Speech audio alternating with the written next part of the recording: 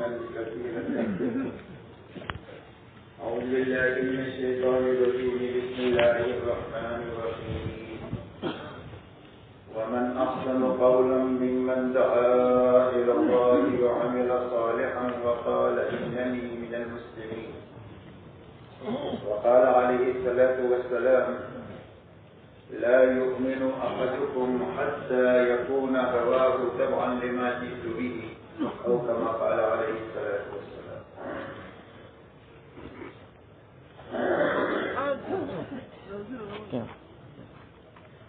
میرے محترم بزرگوں اور دوستوں،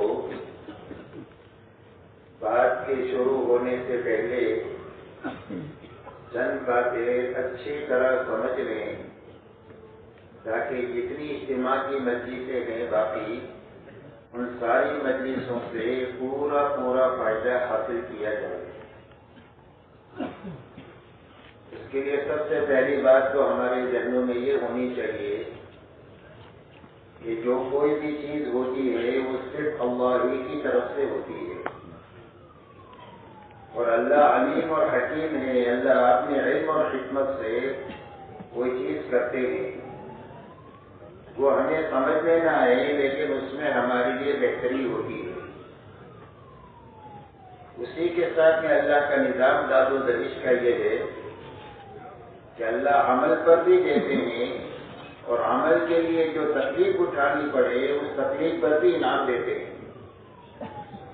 ایک آدمی نماز کے لیے مسجد میں آیا تو نماز پر بھی اسے انعام ملے گا، اور مسجد تک چلنے پر جو تھکان ہوئی ہے اس پر بھی الگ سے انعام ملے گا. سردی میں آیا ہے تو سردی کا الگ انعام ملے گا. دھوپ میں آیا ہے تو دھوپ کی تکلیف برداشت کرنے کا الگ انعام ملے گا، نماز کا الگ انعام ملے گا. ایسے ہی اللہ کے راستے میں ہم لوگ آئیں گے اللہ کے دین کے لیے.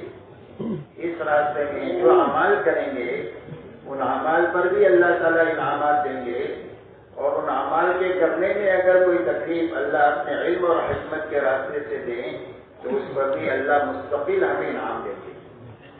اس لیے اللہ کی طرف سے آنے والی ہر چیز پر ہمیں ہر حال میں راضی رہ کر اللہ کو خوش کرنا ہے. اللہ تعالیٰ ہمارے لیے آسان کرتا ہے. ماشاء اللہ مجمع بڑی قربانی کے ساتھ، بڑی محنت کے ساتھ، بڑی قربانی کے ساتھ اجتماع میں جمع ہوا ہے. اللہ تعالیٰ حضرات کے جمنے کو بہت قبول فرمائے. پورے ملک کے سنبھلنے کا دینی اور دنیاوی اعتبار سے اور پورے عالم میں خیر کے پھیلنے کا اللہ تعالیٰ اس کو ذریعہ فرمائے. آمین.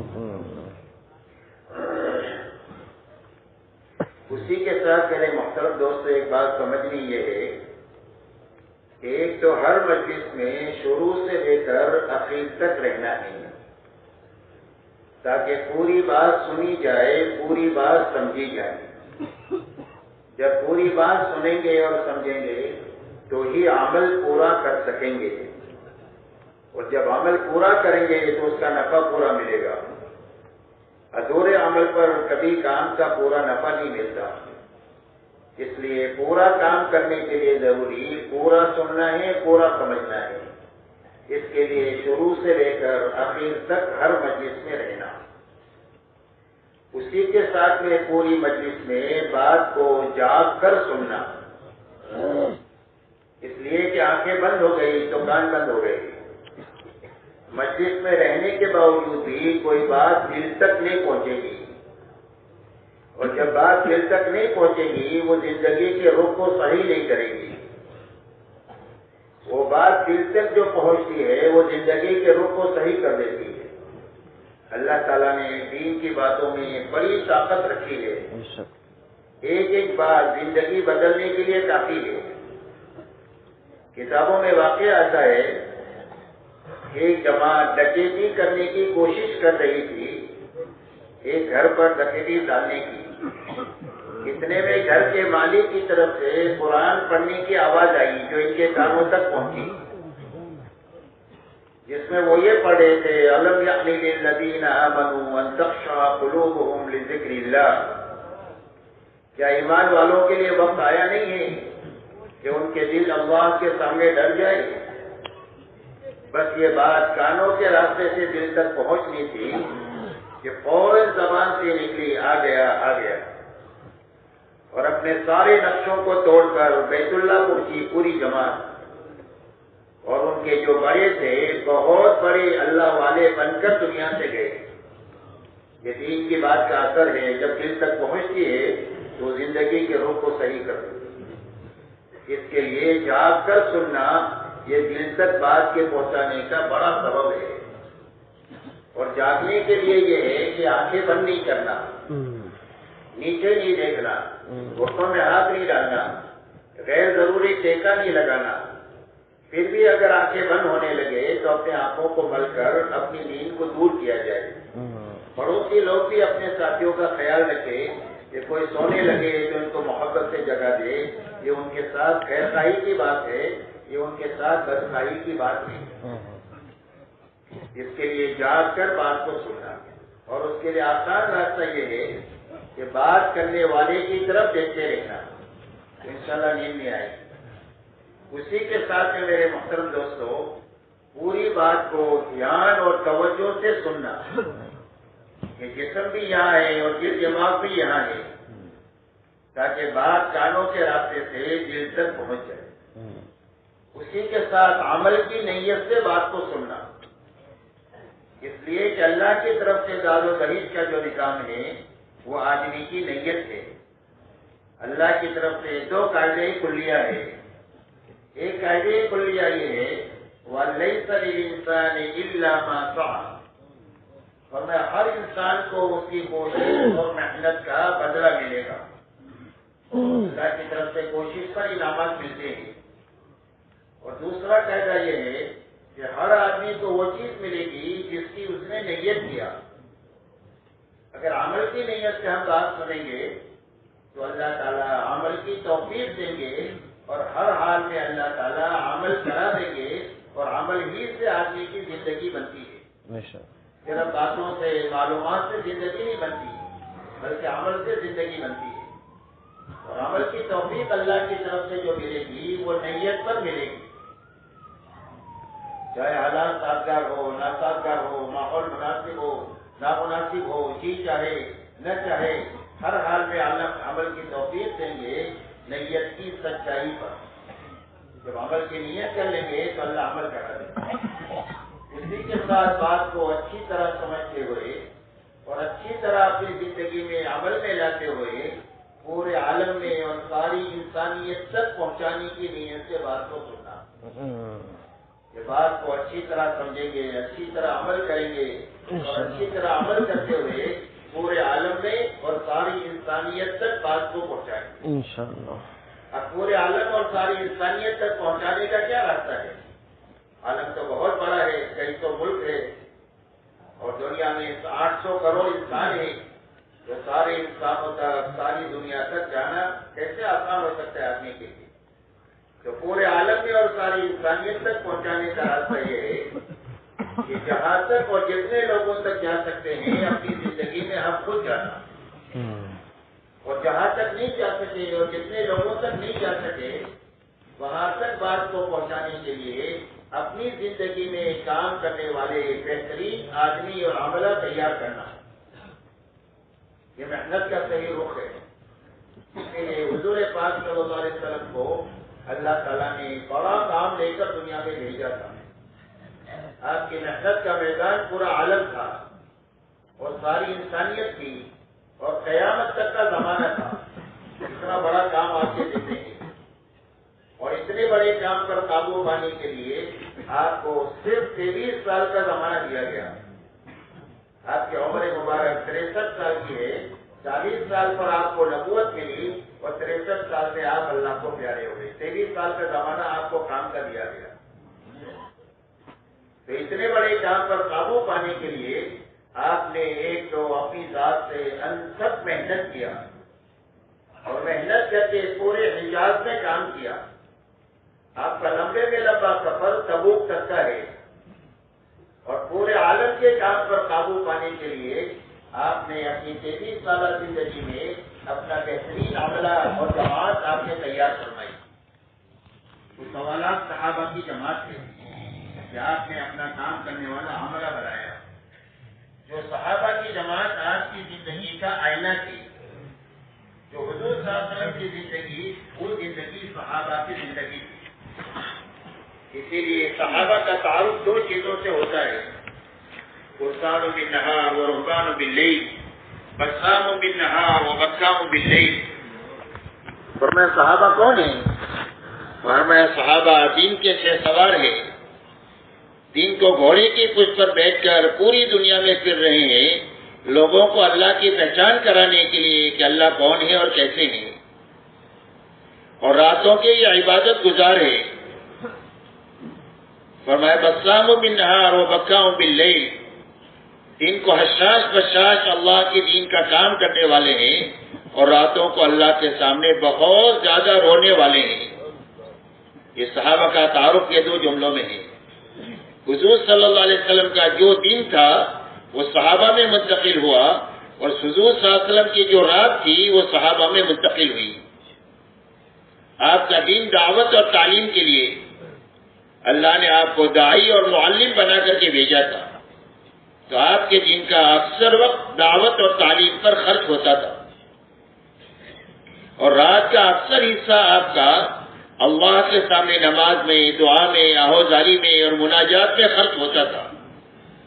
یہاں تک کہ رات کو آپ اتنا لمبا قیام کرتے تھے کہ آپ کے پیروں پر ورم آ جاتا تھا.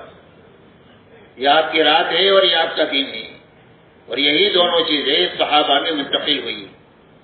اور میرے دوستو، محنت کا صحیح رخ یہی ہے کہ اچھی طرح کام کو سمجھنا، اور سمجھنے کے معنی یہ ہے کام پر یقین پیدا ہونا. مولانا الیاس صاحب رحمۃ اللہ علیہ ایک مرتبہ اپنے مجمع سے بات کر رہے تھے. بات کرنے کے بعد یہ پوچھا کہ بات سمجھ میں آ گئی؟ تو مجمع نے کہا سمجھ میں آ گئی. تو آپ نے فرمایا کہ سمجھ میں نہیں آئی ہے، سننے میں آئی ہے. اور سمجھ میں آنا کس کو کہتے ہیں؟ اگر یہ سمجھنا ہے تو مسجد کے باہر چلے جاؤ، دنیا داروں کو دیکھو جن کو دنیا سمجھ میں آئی ہے، اور ہر مشغلے والا اپنے مشغلے میں ہر حال میں پوری زندگی اس پر قائم ہے. آپ دیکھو، اس لیے کہ وہ کام اس کو سمجھ میں آ گیا ہے. تاجر ہے، کسان ہے، مزدور ہے، ڈاکٹر ہے، انجینئر ہے، ہر حال میں اپنے کام میں لگے ہوئے ہیں. سردی ہو، گرمی ہو، کوئی تعریف کرے، کوئی برائی کرے، ہر حال میں اپنے کام میں ہیں. اس لیے کہ وہ کام ان کو سمجھ میں آ گیا ہے. تو سمجھ میں آنے کی وجہ کیا ہے؟ فرمایا سمجھ میں آنے کی وجہ یہ ہے کہ ہر آدمی کا یقین یہ ہے کہ میری زندگی میں جو ضرورت بھی پیش آئے گی، ایک سوئی سے لے کر بڑے سے بڑی ضرورت وہ میرے اس مشغلے سے پوری ہوگی. سوئی کی ضرورت ہوگی تو میری دکان سے آئے گی. بچے بڑے ہو جائیں گے، شادی کا خرچہ دکان سے آئے گا. گاڑی گھر کی ضرورت پڑے تو میری دکان سے، میری ملازمت سے، میری ڈاکٹری سے، میری انجین سے آئے گی. ہر ایک کو اپنی تمام تر ضرورتوں کے پورا ہونے کا یقین اپنے مشغلے کے ساتھ ہے، جس کی بنا پر ان کو اپنے کام پر استقامت ہے. فرمایا ایسا ہی کام کیا، اسے سمجھنا سیرت کی روشنی میں کہ ہمارا یقین یہ بنے کہ ہمارے تمام تر انفرادی اور اجتماعی اور ہمارے تمام تر دنیا اور آخرت کے مسائل کا حل اللہ نے ہمارے دین میں اور دین کی محنت میں رکھا ہے. فرمایا یقین کے پیدا ہونا یہ سمجھ کی علامت ہے اور یہی استقامت کا ذریعہ ہے. اس کے لیے میرے محترم دوستو، کام کا صحیح رخ یہی ہے کہ کام کو اچھی طرح سمجھنا، یقین کے ساتھ اس میں لگنا، اچھی طرح کرنا، اچھی طرح کرنے والے آدمی تیار کرنا. اس لیے کہ مجمع سے مجمع کا بننا یہی کام کی حفاظت کا سب سے بڑا ذریعہ ہے. اسی لیے صحابہ آپ کے ہاتھوں بنی، اور صحابہ کے ہاتھوں تابعین کا مجمع بنا، اور تابعین کے ہاتھوں تبع تابعین کا مجمع بنا. اس کے بعد اللہ تعالیٰ نے اولیاء اللہ کا سلسلہ چلایا. ایک ایک ولی کے ہاتھوں لاکھوں لاکھوں لوگ بنے. علماء ربانین کا سلسلہ بنا ہے، ایک ایک علماء ربانی کے ہاتھوں لاکھوں لاکھوں لوگ بنے. پھر اللہ تعالیٰ نے کام کا ایسا رخ عطا فرمایا امت پر رحم فرما کر اور انسانیت پر رحم فرما کر کہ حضور صلی اللہ علیہ وسلم کے زمانے میں کام کا جو رخ تھا اللہ نے دوبارہ اس امت میں پھر چلایا۔ آپ کے زمانے میں کام کا یہ رخ تھا کہ ہر ایمان والا اپنے دین کے بارے میں فکر مند تھا، تاجر ہو، کسان ہو، مزدور ہو، ملازم ہو، مالدار ہو، غریب ہو، مرد ہو، عورت ہو، جوان ہو، بوڑھا ہو، ہر ایمان والا اپنے دین کے بارے میں فکر مند تھا کہ میرا دین پورا ہونا چاہیے، کامل ہونا چاہیے، میرے دین میں حقیقت ہونی چاہیے اور ہمارا دین پھیلنا اور پھلنا چاہیے، یہ کسی جگہ رکنا نہیں چاہیے، بلکہ دنیا کے ہر کچے پکے مکان میں اللہ کا یہ دین صحیح شکل میں پہنچنا چاہیے۔ ہر ایمان والے کا یہی جذبہ تھا، ہر ایمان والے کی یہی فکر تھی، ہر ایمان والے کی یہی محنت تھی۔ اللہ نے وہ انداز ہمارے زمانے میں چالو فرمایا۔ آپ دیکھو یہ پورا مجمع ہے، مختلف شعبوں سے تعلق ہے اس کا، کوئی تاجر ہے، کوئی کسان ہے، کوئی مزدور ہے، کوئی مالدار ہے، کوئی غریب ہے، کوئی جوان ہے، کوئی بوڑھا ہے، کوئی تندرست ہے، کوئی بیمار ہے۔ آپ دیکھو ساری نوعیتیں ہیں لیکن سارے ایک مقصد پر جمع ہیں، صرف ہماری جمع ہونے کی بنیاد دین ہے۔ یہ دین ہماری زندگیوں میں آ جائے اور پوری امت میں آ جائے اور امت کے راستے سے انسانیت میں آ جائے، ہماری جمع ہونے کی صرف یہی غرض ہے کہ بھئی یہی غرض ہے نا بھائی، الحمدللہ اسی غرض کے لیے جمع ہوئی۔ اور اللہ نے ایسا طاقتور کام دیا کہ ایک گاؤں میں ان پڑھ آدمی صحیح فکر لے لے، صحیح محنت کرنے لگ جائے اور دعا کرنے میں لگ جائے تو پورے گاؤں کا نقشہ بدل دے۔ ایک شہر میں ایک آدمی دیوانہ وار کام شروع کرے تو شہر کا رخ بدل دے۔ ایک یونیورسٹی میں ایک بچہ صحیح فکر لے لے تو پوری یونیورسٹی اور کالج کا رخ بدل دے۔ آپ کو دنیا میں سینکڑوں نہیں ہزاروں ایسی مثالیں ملیں گی کہ ایک آدمی کی فکر پر گاؤں بدلا، شہر بدلا، ملک بدلا۔ اللہ تعالیٰ نے ایسا طاقتور کام جو ہے وہ عطا فرمایا۔ اس لیے میرے دوستو اس کام کو اچھی طرح سمجھنا ہے، سمجھتے ہوئے اچھی طرح کرنا ہے، اچھی طرح کرتے ہوئے اچھی طرح کرنے والے آدمی بنانا ہے تاکہ ہم چلے جائیں تو ہمارے جانے سے کام میں کوئی خلل نہیں پڑنا چاہیے، بلکہ کام اپنی رفتار کے ساتھ صحیح شکل میں چلتے رہنا چاہیے۔ جس طرح باپ اپنی زندگی میں اپنے بچوں کو کام سمجھا دیتا ہے، سکھا دیتا ہے، بچے جب کام پر لگ جاتے ہیں تو باپ اطمینان سے جی بھی لیتا ہے، اطمینان سے مر بھی جاتا ہے۔ ایسا ہی ہماری زندگی میں، ہماری مسجد میں، ہمارے حلقے میں، ہمارے پنکوسے میں، ہمارے شہر میں، ہمارے ملک میں، عالم میں ایک بہترین مجمع کام کا ایسا تیار ہونا چاہیے جو کام کی صحیح سمجھ رکھتا ہو، صحیح طریقے سے کر رہا ہو اور صحیح طریقے سے کرتے ہوئے آدمی بنانے کی استعداد ان میں پیدا نہیں ہو گئی ہو، تو ہم اطمینان سے جی بھی سکیں گے اور اطمینان کے ساتھ مر بھی سکیں گے۔ تو ان باتوں کی رعایت کے ساتھ ہر مجلس میں بیٹھنا ہے، اور یہ 2 دن ابھی بچے ہیں، مشکل سے 1 دن بچا ہے، ایسا اچھا گزارنا ہے کہ اللہ کو ہمارا یہ گزارنا پسند آ جائے اور اللہ ہم کو قبول کر لے اور اللہ تعالی ہم کو اپنے قدردان بندوں میں شمار فرما لے کہ ہماری نعمت کے قدردان ہیں، ہم نے ان کو توفیق دیا یہاں تک آنے کی، ہم نے ان کے لیے آسانی پیدا کی اور اس نعمت پر انہوں نے وہ قدر کیا کہ اپنا اچھا ایسا وقت گزارا کہ ہم کو پسند آ گیا، لہذا ہم ان کو اپنے کام کے لیے قبول فرما لیں گے۔ اور جب اللہ قبول فرما لیں گے تو اللہ موت تک کام لیں گے اور قبولیت کے ساتھ کام لیں گے۔ اللہ تعالیٰ قبول کر لیں گے تو موت تک کام لیں گے اور قبولیت کے ساتھ کام لیں گے، اور کام کے لیے جس چیز کی ضرورت ہوگی اللہ تعالیٰ اپنے خزانے سے دیں گے۔ صلاحیت کی ضرورت ہے تو صلاحیت اللہ اپنے خزانے سے دیں گے، وقت کی ضرورت ہے تو اللہ وقت اپنے خزانے سے دیں گے، اور مال کی ضرورت ہے تو مال اپنے خزانے سے دیں گے، اور اللہ تعالیٰ پوری عالم میں قبولیت کے ساتھ کام لے کر ہماری دنیا بھی سنوار دیں گے، آخرت بھی سنوار دیں گے۔ اس لیے ان باتوں کو سامنے رکھ کر ہر مجلس میں بیٹھ کر اپنے آپ کو اللہ کے دربار میں قدردان بنا کر پیش کرنا ہے تاکہ اللہ تعالیٰ ہمیں اپنے کام کے لیے قبول کرے، اور صرف ہمیں نہیں بلکہ اللہ ہماری نسلوں کو اپنے کام کے لیے قبول فرمائے۔ کیونکہ ایسے بیٹھیں گے انشاءاللہ اللہ تعالیٰ قبول فرمائے۔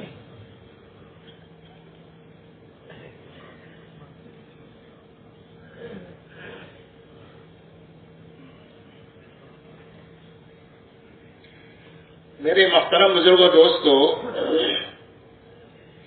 سمجھنے کی بات یہ ہے کہ روئے زمین پر ساری انسانیت کے آنے کا ایک ہی راستہ ہے۔ ہر انسان اپنی ماں کے پیٹ میں 9 مہینے اللہ کی قدرت کے تحت پرورش پاتا ہے، اور اللہ اپنے قدرت سے ہر انسان کو دنیا میں اپنے وقت پر لاتے ہیں۔ شہزادے بھی اسی راستے سے آتے ہیں، فقیر بھی، مرد بھی، عورت بھی، ہر ایک انسان اسی راستے سے دنیا میں آتا ہے، اور اس دنیا کی چھوٹی سی زندگی پوری کر کے اپنے وقت پر اس دنیا سے جانے کا ایک ہی راستہ ہے، اور وہ راستہ موت کا ہے۔ ہر آدمی موت کے راستے سے اس دنیا کو چھوڑ کر اپنے وقت پر آخرت کی طرف جاتا ہے۔ آخرت کی زندگی جو موت کے بعد شروع ہوگی وہ لامحدود زندگی ہے، کبھی ختم ہونے والی نہیں ہے۔ اس زندگی کے بارے میں اللہ والے یہ فرماتے ہیں کہ اگر آسمان اور زمین کے درمیان کی خالی جگہ کو رائے کے دانوں سے بھر دیا جائے اور ایک پرندہ 1000 سال میں ایک دانہ کھائے تو ہو سکتا ہے کہ خرب سال میں جا کر کے دانے ختم ہو جائے، لیکن انسان کی زندگی جو موت کے بعد شروع ہوگی وہ ختم نہیں ہوگی۔ آخرت کی زندگی لامحدود ہے، وہاں کی راحتیں بھی لامحدود ہے، اور وہاں کی تکلیف بھی لامحدود ہے۔ اسی لیے جناب رسول اللہ صلی اللہ علیہ وسلم ارشاد فرماتے ہیں کہ قیامت کے دن ایک آدمی کو لایا جائے گا کہ جس نے دنیا میں کبھی تکلیف دیکھی ہی نہیں، ہمیشہ راحت اور آرام ہی میں زندگی گزاری، لیکن اس کا شمار جہنم والوں میں سے ہوا، جس کی بنیاد پر اس کو جہنم میں چند سیکنڈ کے لیے ڈال کر یہ پوچھا جائے گا کہ کیا تو نے کبھی کوئی نعمت دیکھی؟ تو جہنم کی چند سیکنڈ کی تکلیف کے مقابلے میں اپنی پوری زندگی کی راحت اور آرام کو بھول جائے گا، اور قسم کھا کر اللہ کے سامنے یہ کہے گا کہ خدا پاک کی قسم، راحت کسے کہتے مجھے نہیں معلوم۔ فرمایا ایک آدمی ایسا لایا جائے گا جس نے دنیا میں کبھی راحت نہیں دیکھی، ہمیشہ ہر لائن کی تکلیف کے ساتھ زندگی گزاری، لیکن قیامت کے دن اس کا شمار جنت والوں میں سے ہوگا۔ فَيُسْبَغُ فِي الْجَنَّةِ سَبْغًا، اسے جنت میں تھوڑی دیر کے لیے داخل کر کے پوچھا جائے گا کہ کیا تو نے کبھی کوئی تکلیف دیکھی؟ تو جنت کی چند سیکنڈ کی راحت اور آرام کے مقابلے میں اپنی پوری زندگی کی تکلیف کو بھول جائے گا، اور قسم کھا کر اللہ کے سامنے یہ کہے گا کہ خدا پاک کی قسم، تکلیف کسے کہتے مجھے نہیں معلوم۔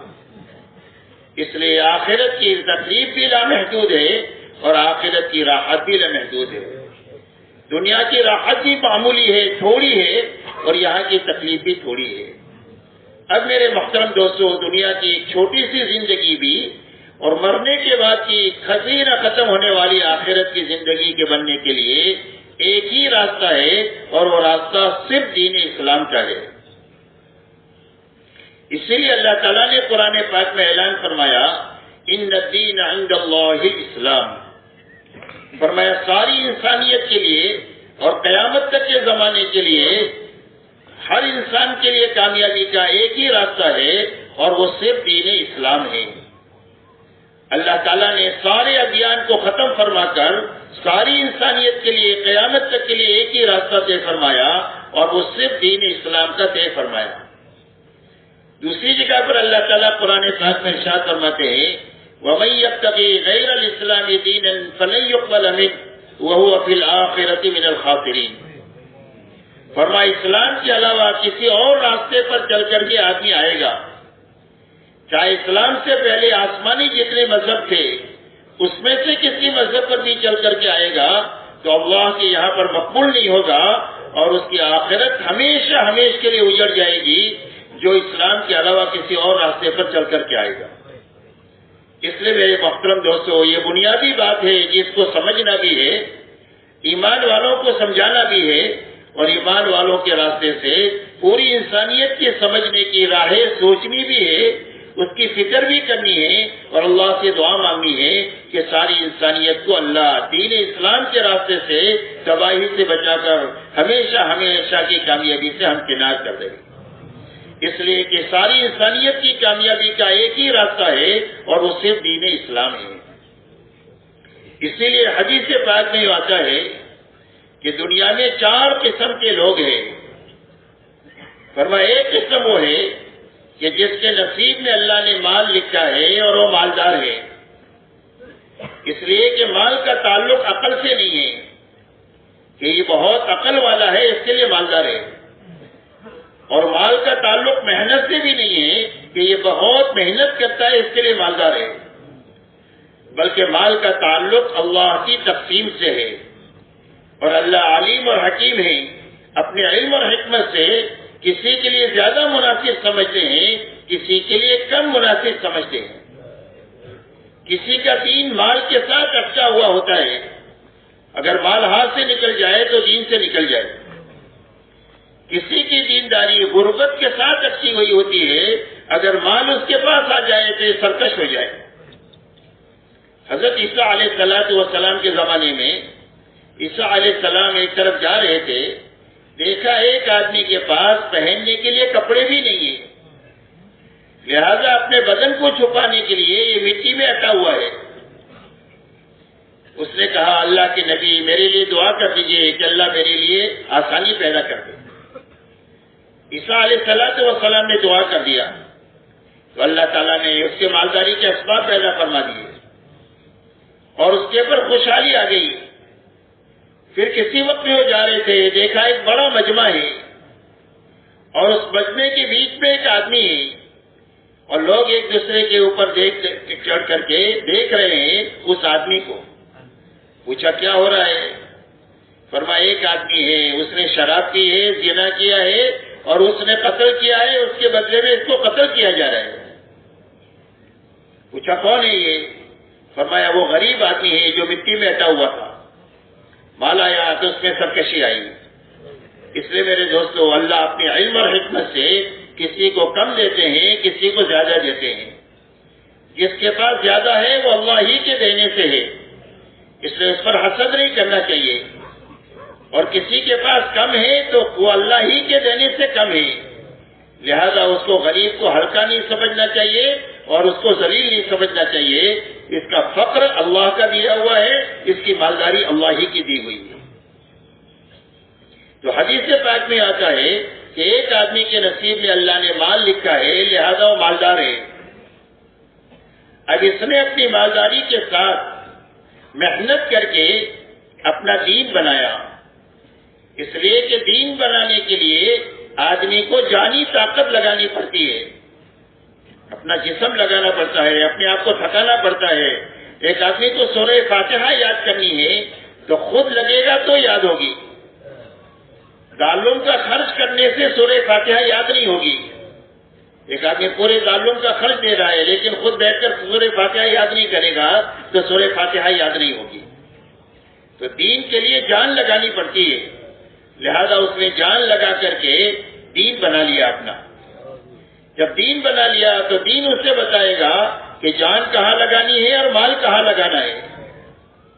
اب یہ اپنی جان اور مال کو اللہ کی مرضیات پر استعمال کرتا ہے، دعوت پر استعمال کرتا ہے، عبادت پر استعمال کرتا ہے، لوگوں کو بھلائی پہنچانے پر استعمال کرتا ہے، اپنی ضرورتوں میں بقدر ضرورت استعمال کرتا ہے۔ غرض یہ کہ اللہ کی مرضیات پر استعمال کرتا ہے۔ فرمایا دنیا میں ایک قسم لوگوں کی یہ ہے، دوسری قسم دنیا میں وہ ہے کہ اس کے نصیب میں اللہ نے غریبی لکھی ہے، غربت لکھی ہے، لہذا وہ غریب ہے، اس کے پاس مال نہیں ہے، لیکن اس نے اپنی جان لگا کر دین بنا لیا، اس لیے کہ دین بنانے کے لیے مال کی ضرورت کم ہوتی ہے، جان لگانے کی ضرورت زیادہ ہوتی ہے۔ شروع زمانے میں ایک جماعت چلہ لگا کر کے آئی، اس کی کارگزاری ہوئی کہ چلے میں کتنا خرچ ہوا، تو فرمایا چلے میں ہر آدمی کا صرف 2 روپیہ خرچ ہوا۔ کتنا خرچ ہوا؟ صرف 2 روپیہ۔ کہا کہ روزانہ صبح میں گاڑی مسجد کے سامنے کھڑی ہوتی ہوگی آپ کو ایک جگہ سے دوسری جگہ لے جانے کے لیے، اور تینوں ٹائم کھانے کی دعوت ہوتی ہوگی۔ فرمایا نہ ایک مرتبہ دعوت ہوئی نہ ایک مرتبہ گاڑی پر سوار ہوئی، تہجد پڑھ کر کے چلنا شروع کرتے تھے، گھنٹوں چلنے کے بعد کسی منزل پر پہنچتے تھے، وہاں جا کر کام شروع کرتے، لوگوں سے ملاقات کرتے، لوگوں کو ایمان آخرت سمجھاتے، ان کی تشکیلیں کرتے۔ دوپہر کا وقت ہوتا تو دو ساتھی ایک باغ میں جا کر امرود کی ایک ٹوکری چند پیسوں میں لے کر آ جاتے، سارے ساتھی مل کر وہ امرود کھا لیتے۔ یہ ناشتہ بھی ہے، دوپہر کا کھانا بھی ہے اور رات کا کھانا بھی ہے، دن میں ایک ہی مرتبہ کھانا، اور صرف امرود کھا کر کے پورا چلہ لگایا، اور پورے 40 دن پیدل چلے، کہیں پر بھی سوار نہیں ہوئی۔ تو روپیہ بغیر دین آ گیا۔ جان لگانے سے دین آتا ہے، لہذا غریب ہے لیکن اپنی جان لگا کر اس نے دین بنا لیا۔ جب دین بنا لیا تو دین اس سے بتائے گا کہ غربت میں بڑے سے بڑی کامیابی کیسے حاصل کی جا سکتی ہے۔ جب یہ مالدار کو دیکھتا ہے تو اس کے دل میں یہ جذبہ اٹھتا ہے کہ اگر اللہ مجھے بھی مال دیتے تو میں بھی دعوت کے ایسے تقاضوں میں پوری دنیا میں پھرتا، میں ایسا ہی عبادت پر اپنی جان مال کو لگاتا، اللہ کی مخلوق کو راحت پہنچانے پر میں بھی اپنی جان مال ایسے ہی لگاتا جیسے یہ مالدار لگا رہا ہے۔ فرمایا ہے دوسری قسم ہے دنیا میں، جناب رسول اللہ صلی اللہ علیہ وسلم ارشاد فرماتے ہیں کہ یہ دونوں اجر اور ثواب کے اعتبار سے برابر ہے۔ جو مالدار دیندار کا جو اکرام اللہ کریں گے وہی اکرام اس غریب کے دیندار کا بھی اکرام کریں گے، اس کے دل کے صحیح جذبے کی بنیاد پر، اس لیے کہ اللہ کی نگاہ تو انسان کے دل پر ہوتی ہے کہ دل میں کیا جذبہ ہے، اور اس جذبے کے اعتبار سے اس کے ساتھ میں معاملہ ہوتا ہے۔ مہاجرین کی جماعت آئی حضور صلی اللہ علیہ وسلم کے پاس اور یہ فرمایا کہ اللہ کے رسول یا انصار تو ساری خیر لے لیے، ان کی تعداد بھی زیادہ ہے، جب جان لگانے کا موقع آتا ہے تو جان زیادہ لگاتے ہیں، اور یہ مالدار بھی ہے تو مال لگانے کا تقاضا آتا ہے تو مال بھی زیادہ لگاتے ہیں۔ اللہ کے رسول ہماری تعداد بھی تھوڑی ہے اور ہم غریب بھی ہے، تو آپ نے فرمایا تم ان کے ساتھ جانا ہونا چاہتے ہو؟ فرمایا ان کے ساتھ ہونا چاہتے ہیں۔ فرمایا ان کی تعریف کرو، ان کے لیے دعا کرو۔ کیا کرو؟ ان کی قربانی کی کیا کرو؟ تعریف کرو، اور ان کے لیے دعا کرو، تم ان کے ساتھ ہو۔ اللہ کے داد و دہش کا یہ نظام ہے۔ حضور صلی اللہ علیہ وسلم کے زمانے میں کام کا یہ رخ تھا کہ جب کوئی تقاضا آتا تھا تو آپ نماز کے عنوان پر مسجد میں سب کو جمع کر لیتے۔ اب جو مجمع مسجد میں آیا ہے اس میں ایک مجمع وہ ہے جس کے پاس سواری بھی ہے، سفر کا توشہ بھی ہے، اور بڑا مجمع وہ ہے جس کے پاس توشہ بھی نہیں ہے، سواری بھی نہیں ہے۔ تو جن کے پاس سواری اور توشہ ہے وہ تو تقاضے پر چلے گئے، جن کے پاس سواری اور توشہ نہیں ہے ان کے پاس حضور صلی اللہ علیہ وسلم کے پاس بھی اتنا مال نہیں ہے کہ ان کو سوار کرے، ان کو توشہ دے۔ تو استطاعت والے تو چلے گئے اور جو معذور تھے وہ رہ گئے، لیکن قرآن ان کے بارے میں کہہ رہا ہے کہ اس حالت میں یہ رکے ہیں کہ ان کی آنکھوں سے آنسو جاری ہے کہ یہ تو چلے گئے اور ہم تو رہ گئے۔ ایک کام کا تقاضا آیا تھا، انہوں نے پورا کر لیا، ہم رہ گئے۔ حضور صلی اللہ علیہ وسلم ارشاد فرماتے ہیں کہ یہ رونے والے جانے والوں کے ساتھ ہے، اور جو اکرام ان جانے والوں کا اللہ کریں گے وہی اکرام اللہ ان رونے والوں کا وہی اکرام کریں گے۔ اس لیے میرے دوستوں فرمایا دنیا میں ایک قسم غریب کی ہے لیکن وہ دیندار ہے، اس نے محنت کر کے دین بنا لیا اپنا۔ فرمایا تیسری قسم وہ ہے کہ جس کے نصیب میں اللہ نے مال لکھا اور یہ مال کے نشے میں اس نے دین نہیں سیکھا بلکہ اپنے مال کو گناہوں میں خرچ کیا اور لوگوں کو تکلیف پہنچانے پر خرچ کیا اور گناہوں کے کاموں میں خرچ کیا۔ فرمایا تیسری قسم دنیا میں وہ ہے۔ چوتھی قسم دنیا میں وہ ہے کہ اس کے نصیب میں مال نہیں تھا لہذا اللہ نے اس کو غریب ہی رکھا، لیکن غربت میں اس نے دین نہیں سیکھا۔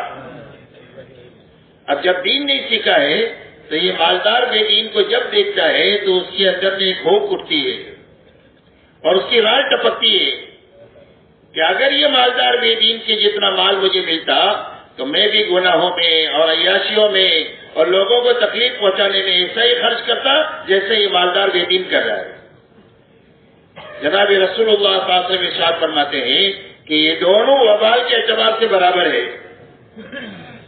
جو پکڑ اس مالدار بے دین کی ہوگی، اس غلط جذبے کی وجہ سے اس غریب بے دین کی بھی وہی پکڑ ہوگی۔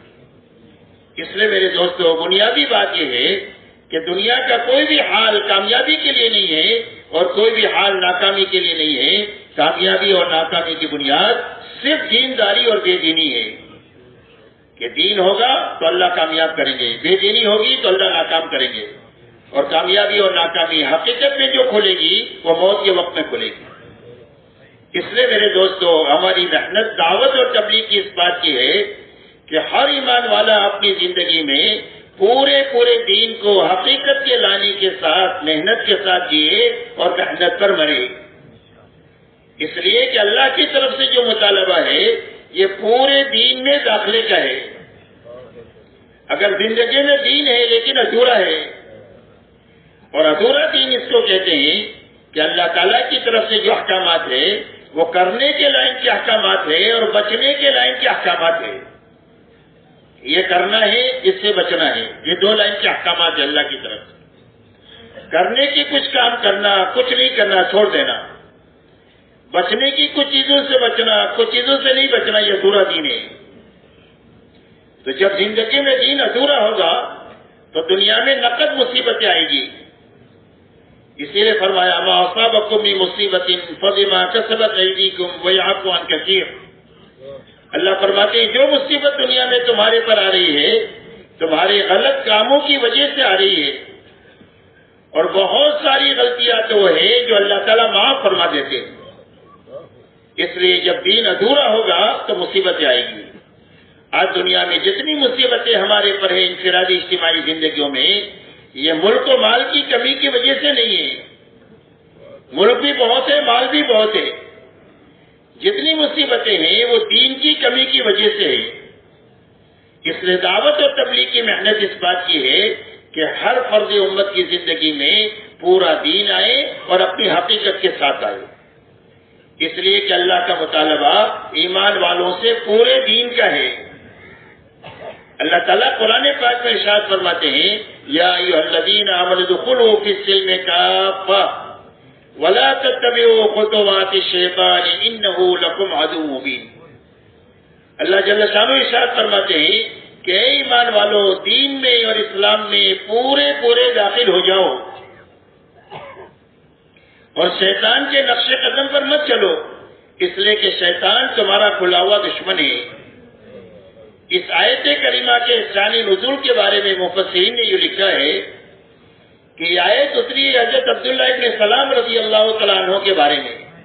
بھائی آپ حضرات سے درخواست ہے کہ کوئی بھی ساتھی جو ہے وہ فوٹو نہ اتارے ہمارے مجمع میں، جن کا موبائل چالو ہے بند کرے، یہ مہربانی کریں۔ یہ دینی مجلس ہے، دینی مجلسوں کو بے دینی کے ساتھ کبھی بھی نہیں چلایا جا سکتا، اس لیے مہربانی کر کے کوئی بھی فوٹو نہ لے، نہ مجمع کا نہ لے اور نہ بیان کرنے والے کا نہ لے اور نہ کسی کا نہ لے، اتنی مہربانی کرے۔ اللہ تعالیٰ جزائے خیر دے آپ حضرات۔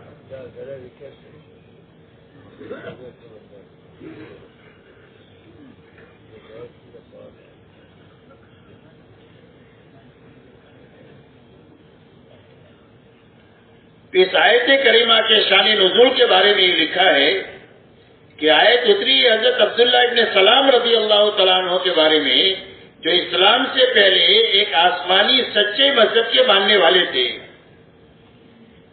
اور اس مذہب میں اونٹ کا گوشت کھانا منع تھا۔ اسلام میں حلال ہے، فرض واجب نہیں ہے کہ آپ کو کھانا ہی پڑے گا، ایک مباح چیز ہے۔ مباح چیز کا حکم یہ ہے کہ آپ کریں تو ٹھیک ہے، نہ کریں تو کوئی گناہ نہیں ہے۔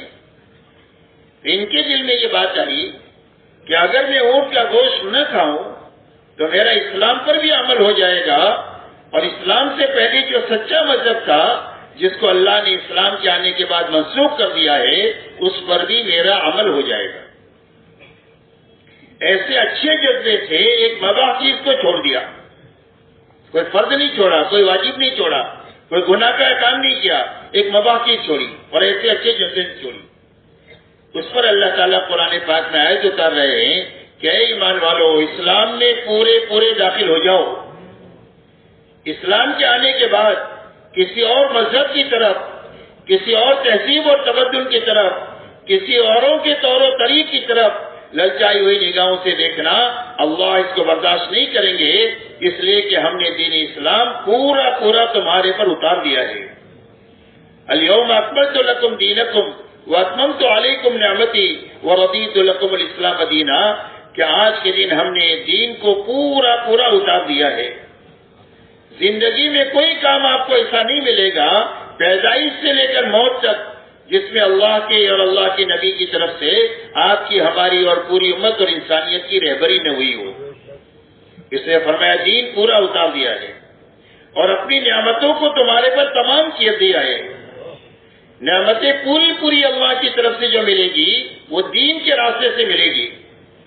اور یہ فرمایا وَرَضِيتُ لَكُمُ الْإِسْلَامَ دِينًا، اور اسلام کو تمہارے لیے پسند کر کے ہم نے دین بنایا ہے، لہذا ادھر ادھر تان جھانک کرنے کی اجازت نہیں۔ اس لیے ہر ایمان والے مرد اور عورت سے اس بات کا مطالبہ ہے کہ اپنی زندگی میں دین پر پوری طاقت لگاتے ہوئے کہ پورا دین حقیقت کے ساتھ میری زندگی میں آئے، اس کے ساتھ جینا اور اس کے ساتھ مرنا ہر مسلمان کی سب سے پہلی ذمہ داری ہے۔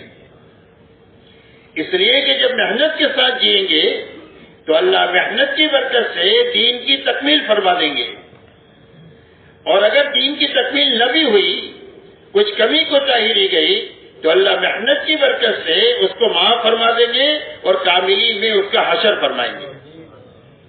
کتابوں میں ایک واقعہ آتا ہے کہ ایک آدمی نے 100 آدمیوں کو قتل کیا۔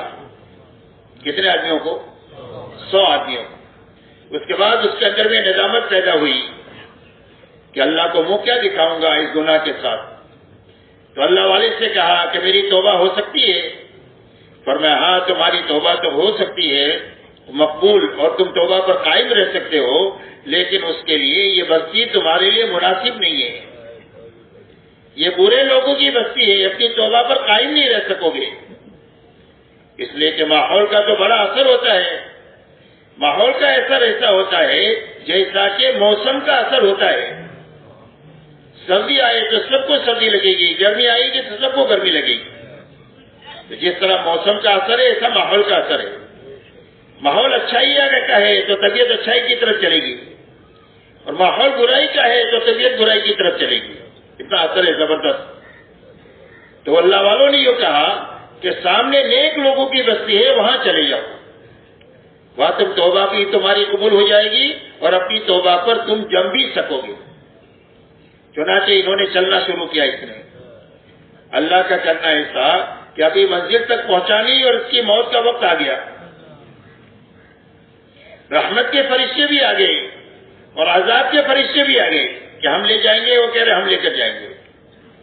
اللہ تعالیٰ نے ایک فرشتے کو فیصل بنا کر کے بھیجا کہ دونوں میں فیصلہ کرو، اور اس نے یہ فیصلہ کیا کہ جگہ ناپو، اگر ایک نیک لوگوں کی بستی کے قریب ہے تو رحمت کے فرشتے اس کی روح کو لیں گے، اور اگر برے لوگوں کی بستی کے قریب ہے تو عذاب کے فرشتے اس کی روح کو لیں گے۔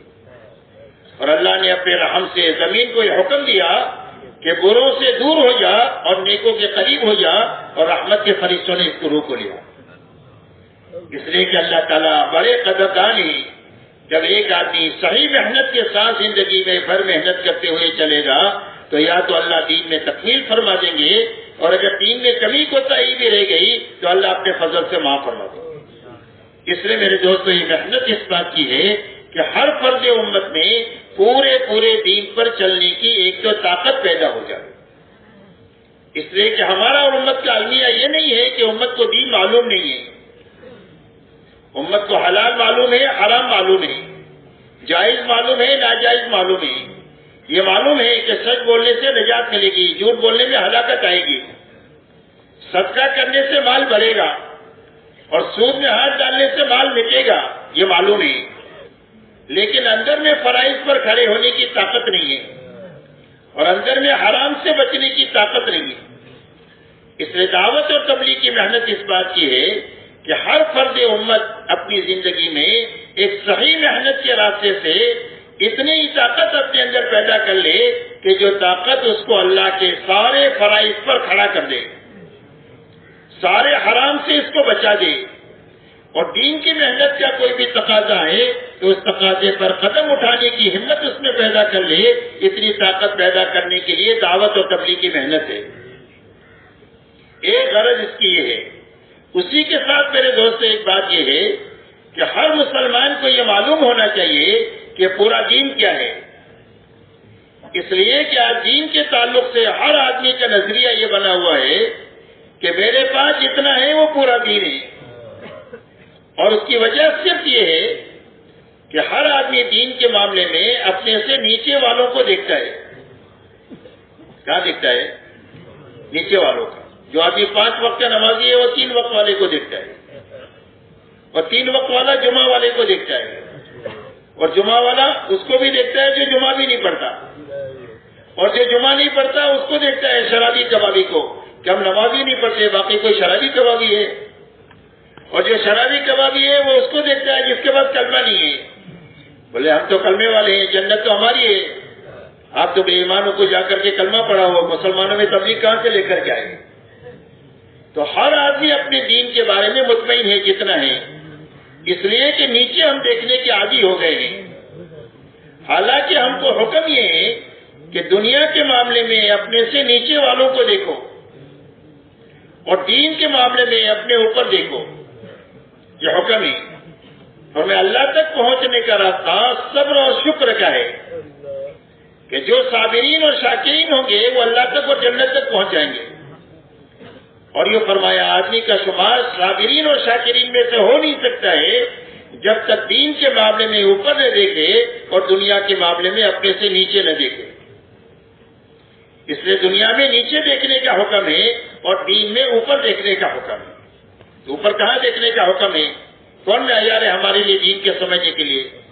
ہمارے اور پوری امت کے دین کے سمجھنے کے لیے معیار حضور پاک صلی اللہ علیہ وسلم اور صحابہ کی جماعت ہے.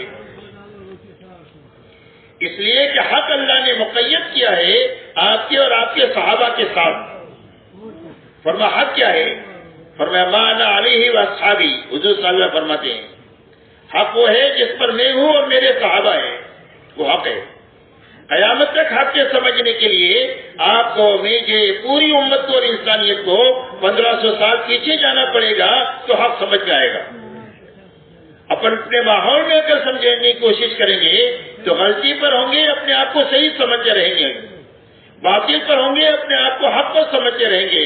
اور اسی حالت میں موت آ گئی تو خون کے آنسو روئیں گے، کوئی ہم کو آنسوؤں کا پوچھنے والا نہیں ہوگا. اس لیے دعوت اور تبلیغ کی محنت اس بات کی ہے کہ ہر ایمان والے کو غفلت کے ماحول سے نکالنا، گناہوں کے ماحول سے نکالنا، دنیا پرستی کے ماحول سے نکالنا، اور کچھ وقت کے لیے ایسے ماحول میں رکھنا جس ماحول میں آدمی کو حق سمجھ میں آ جائے. اس لیے کہ حق کے سمجھنے کے 2 موقع ہیں. اور حضور صلی اللہ علیہ وسلم نے اپنی مصنون دعاؤں میں یہ بات مانگی ہے اللہم ارنا الحق حقا وارزقنا اتباعہ وارنا الباطل باطلا وارزقنا اجتنابہ. حضور صلی اللہ علیہ وسلم ارشاد فرماتے ہیں کہ اللہ تو مجھے حق کا حق ہونا سمجھا دے، کہیں غلط فہمی نہ ہو جائے کہ باطل کو میں حق سمجھ لوں اور حق کو باطل سمجھ لوں. اس لیے حق کا حق ہونا مجھے سمجھا دے اور اس پر چلنے کی طاقت مجھے دے دے، اور باطل کا باطل ہونا سمجھا دے اور اس سے بچنے کی طاقت مجھے دے دے. اس لیے کہ کسی چیز کا حق سمجھنا کافی نہیں ہے جب تک آپ اس پر چلے نہیں، اور کسی کا باطل ہونا سمجھنا کافی نہیں ہے جب تک اس باطل سے بچے نہیں.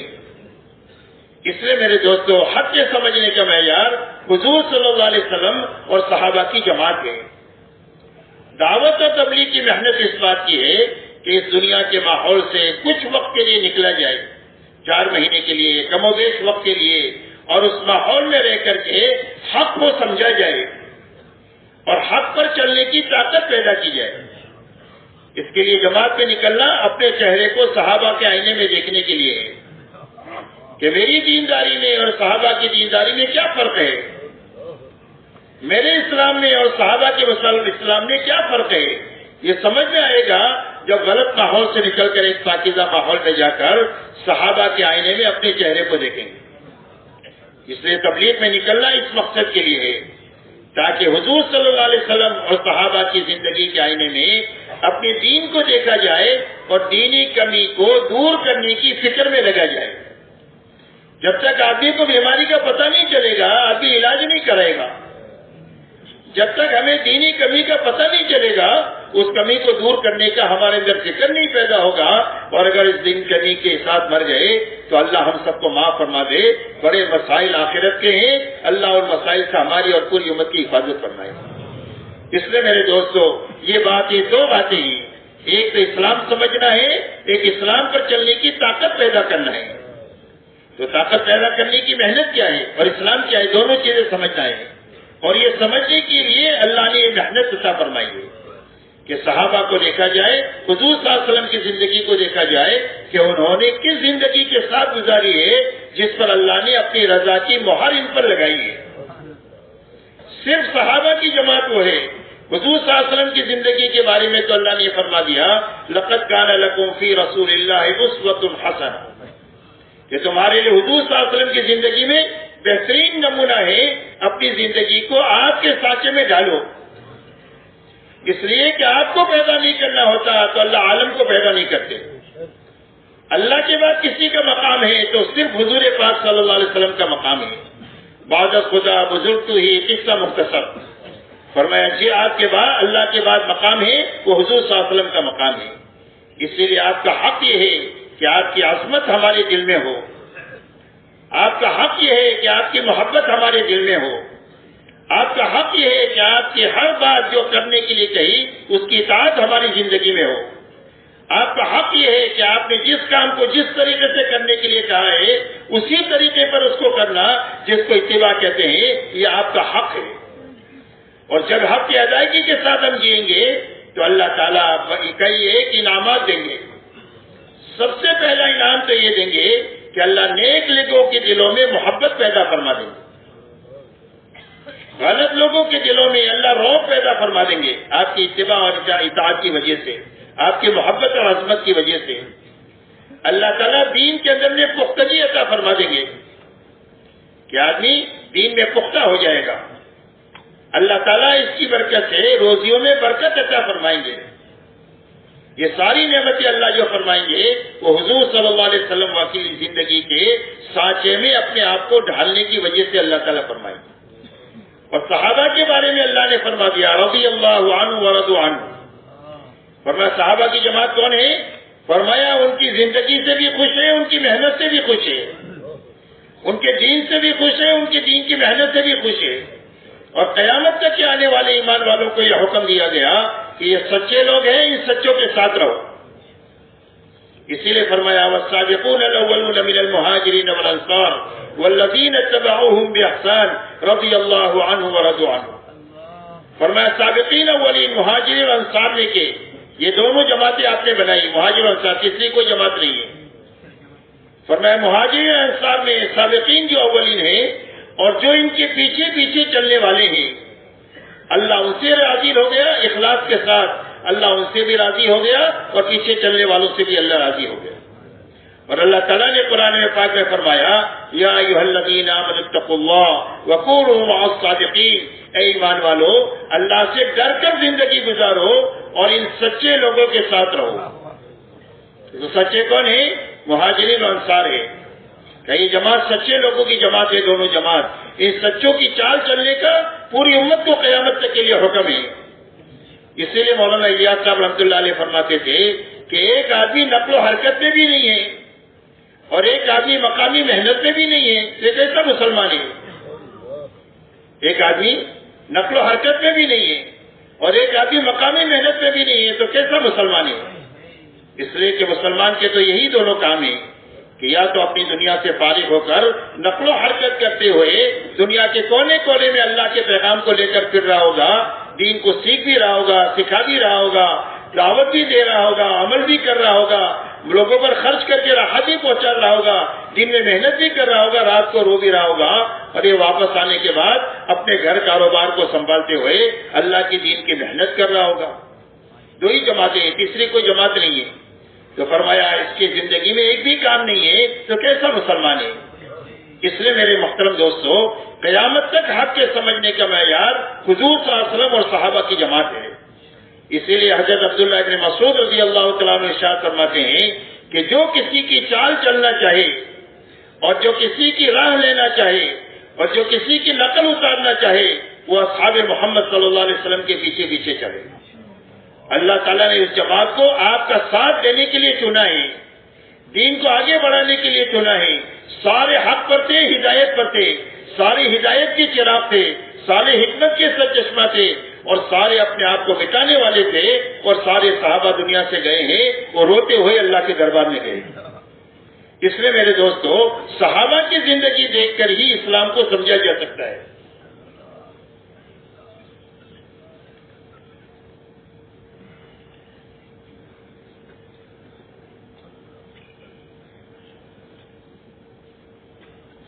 حضور صلی اللہ علیہ وسلم کی بعثت جس زمانے میں ہوئی ہے وہ زمانہ انتہائی جاہلیت کا زمانہ تھا اور انتہائی گمراہی کا زمانہ تھا۔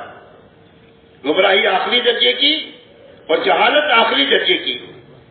آپ انداز لگائے، بیت اللہ میں 360 بت تھے، جو توحید کا ایک ہی مرکز سرزمین پر تھا، اس کا یہ حال تھا، تو پوری دنیا کا کیا حال ہوگا؟ اور جہالت کا حال یہ تھا کہ مرد اور عورتیں بغیر کپڑوں کے بیت اللہ کا طواف کرتے تھے، اتنی جہالت تھی۔ ایسی جہالت میں آپ کی بعثت ہوئی، تو آپ نے اس جہالت کو ختم کرنے کے لیے اور گمراہی کے سارے نظام کو ختم کرنے کے لیے آپ نے ایک زندگی پر ان کو لائے ہیں، جس زندگی کے راستے سے جہالت بھی ختم ہوئی ہے اور گمراہی بھی ختم ہوئی ہے۔ اور پوری جہالت اور گمراہی کو ختم کرنے کے لیے آپ نے سب سے پہلی محنت جس پر اٹھایا ہے، ایمان اور یقین کے بنانے کی محنت پر اٹھایا۔ اسی لیے آپ کی پہلی دعوت ہے اور سارے نبیوں کی دعوت ہے، یا ایھا الناس قولوا لا الہ الا اللہ تفلحوا، کہ اے لوگوں، اگر تمہیں کامیابی چاہیے دنیا اور آخرت میں تو صرف تمہارا ایک ہی معبود حقیقی ہے، اس ایک کو مانو، وہی کرتا دھرتا ہے، وہی تمہارے مسائل کو حل کر سکتا ہے، دنیا کی کوئی طاقت تمہاری مسائل کو حل نہیں کر سکتی۔ اس لیے کہ دنیا ساری اپنے تمام تر سامانوں کے ساتھ اس کی حیثیت اللہ کی نگاہ میں مکڑی اور مکڑی کے جالے سے زیادہ نہیں ہے۔ پوری دنیا کی جتنی مادیت ہے، چاہے جس شکل میں بھی وہ ہو، اس کی حیثیت اللہ کی نگاہ میں ایک مچھر کے پر کے برابر نہیں ہے۔ مچھر کے پر سے تمہارے کوئی مسائل حل نہیں ہوں گے، ایسے ہی مادیت کے سارے اسباب سے تمہارے مسائل حل نہیں ہوں گے۔ دنیا میں جتنی انسانیت ہے، اپنے تمام تر وسائل اور طاقت کے ساتھ، اللہ فرماتے ہیں ان کی حیثیت ہماری نگاہ میں مکڑی اور مکڑی کی جالے سے زیادہ نہیں ہے۔ اللہ فرماتے ہیں مثل الذین اتخذوا من دون اللہ اولیاء کمثل العنکبوت اتخذت بیتا وان اوہن البیوت لبیت العنکبوت۔ اللہ جل شانہ فرماتے ہیں ان لوگوں کی مثال کہ جنہوں نے اللہ کے علاوہ کو اپنا کارساز سمجھا اور کاموں کا بنانے والا سمجھا، ان کی حیثیت ہماری نگاہ میں مکڑی کے جالے کی سی ہے، مکڑی کی سی ہے۔ اور ان کے جتنے اسباب اور وسائل ہیں، چاہے وہ جس شکل میں بھی ہو، اللہ فرماتے ہیں اس کی حیثیت ہمارے سامنے مکڑی کے جالے کی سی ہے۔ مکڑی کے اور مکڑی کے جالوں کو ختم کرنے کے لیے لمبی طاقت کی ضرورت نہیں ہوتی، ایک جھاڑو کا اشارہ 100,000 مکڑیوں کو ختم کر دے گا اور ان کے جالوں کو ختم کر دے گا۔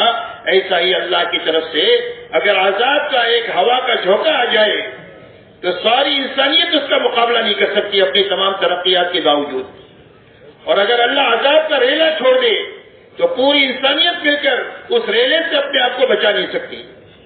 اللہ اگر آگ کا لاوا نکال دے دنیا میں تو ساری دنیا کے فائر بریگیڈ مل کر کے اس آگ کے لاوے کو بجھا نہیں سکتے، اور اگر اللہ زمین کو ہلا دے تو چند سیکنڈ میں پوری دنیا قبرستان بن جائے، زلزلوں سے اپنی زمین کو بچا نہیں سکتے۔ اس لیے کہ دنیا میں جو کچھ بھی ہے وہ سب مخلوق ہے اور اللہ خالق ہے، اللہ بنانے والے ہیں۔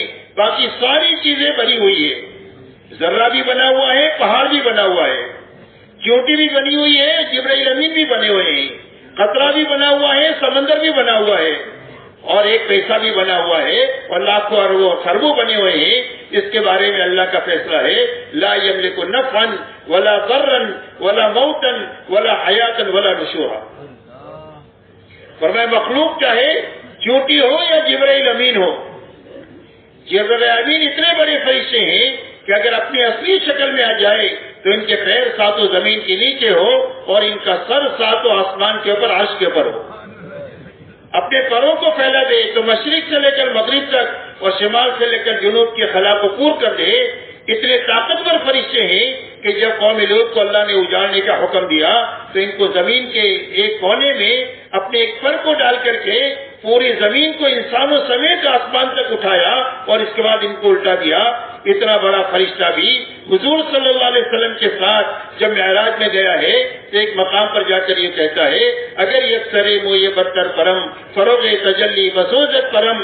فرمایا آقا یہاں تک آنے کی اللہ کی طرف سے اجازت ہے، یہاں سے آگے آپ جائیں گے، میری آگے جانے کی اجازت نہیں ہے. اگر یہاں سے بال کے برابر بھی آگے بڑھوں گا تو جل کر خاک ہو جاؤں.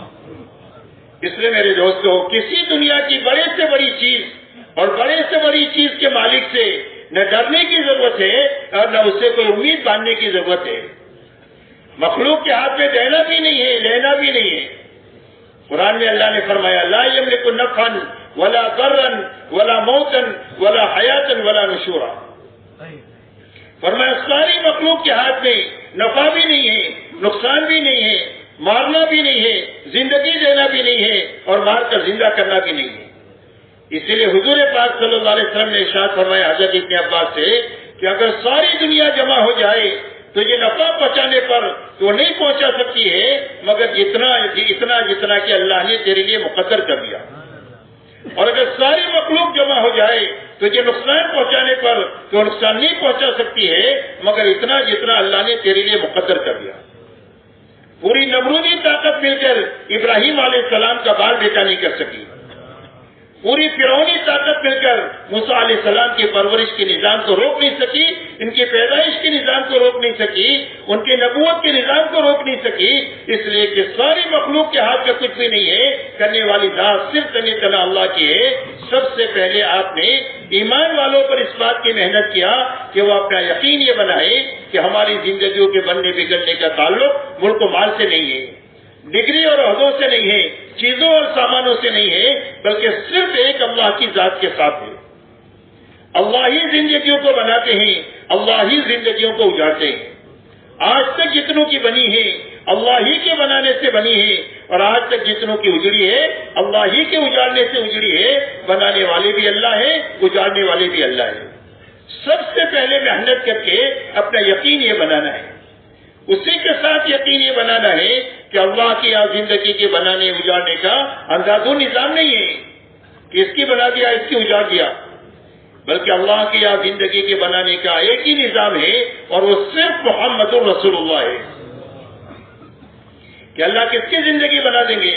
فرمایا جو محمدی بن کر جیے، سر کے بالوں سے لے کر پیر کے ناخن تک اور جوتا پہننے سے لے کر نماز تک اور شادی بیاہ سے لے کر حکومت کرنے تک، اپنی زندگی کے ہر حرکت اور سکون میں جو محمدی بن کر جیے گا، محمدی بن کر کے مرے گا، اللہ اس کی زندگی کو بنا دیں گے.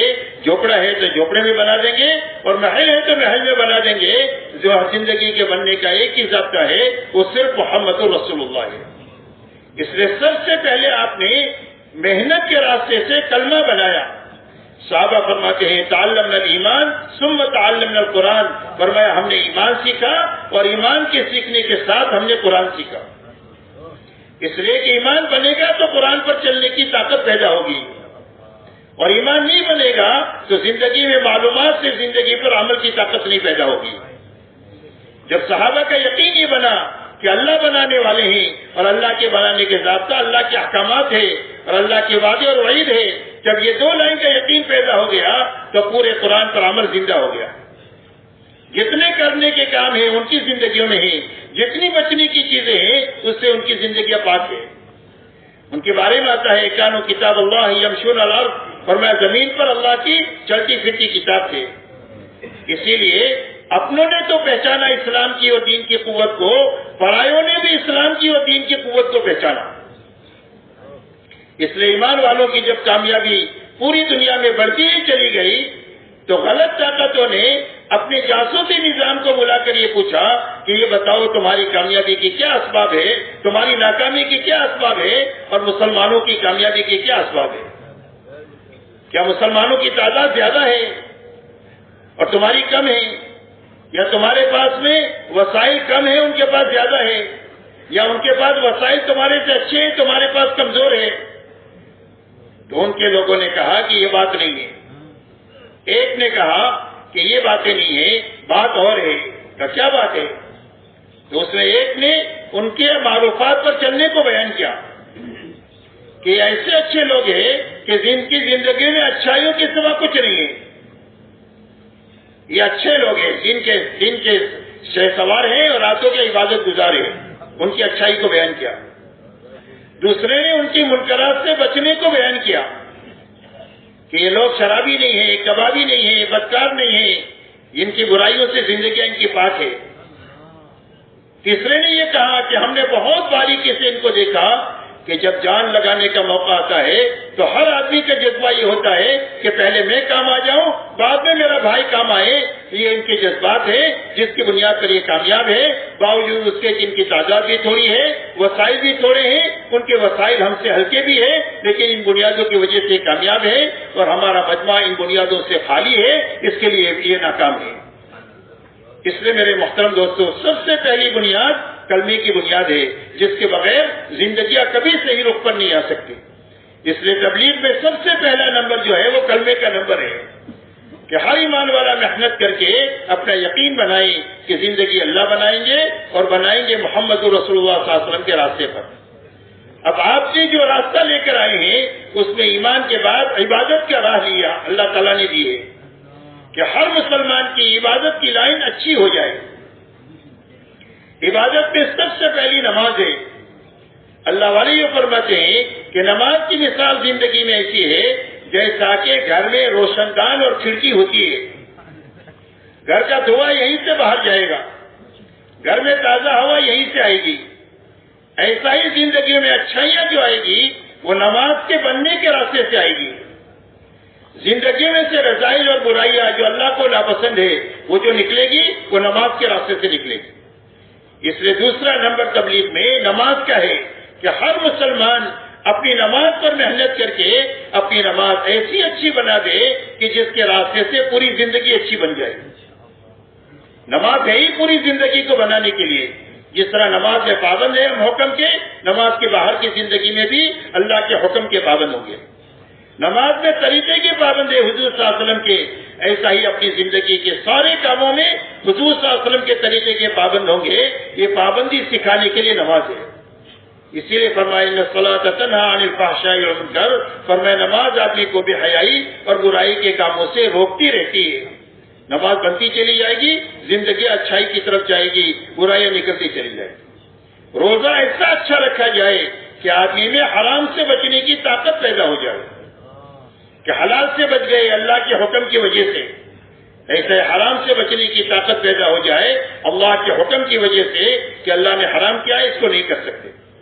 اور جب یہ بچنے کی طاقت پیدا ہو جائے گی تو اللہ ایسی جگہ سے روزی دیں گے جہاں سے وہم و گمان نہیں ہوگا۔ زندگی میں کوئی الجھن آ گئی ہے، بڑے بڑے راستوں سے حل نہیں ہو رہی ہے، فرمایا وہ تقوی کے راستے سے وہ الجھن حل ہو جائے گی۔ اللہ نے ایسا طاقتور چیز دی ہے۔ صحابہ تقوی کو ساری چیزوں کا بدل سمجھتے تھے۔ ایک مرتبہ حضرت عبد الرحمن ابن عوف نے حضرت عمر ابن الخطاب رضی اللہ تعالیٰ عنہ سے یہ فرمایا کہ امیر المومنین آپ سارا بیت المال ہر وقت خالی کر دیتے ہیں، آئندہ ضرورتیں ہم کو پیش آ سکتی ہے مسلمانوں کو، اس کے لیے آپ کچھ رکھتے ہی نہیں ہیں۔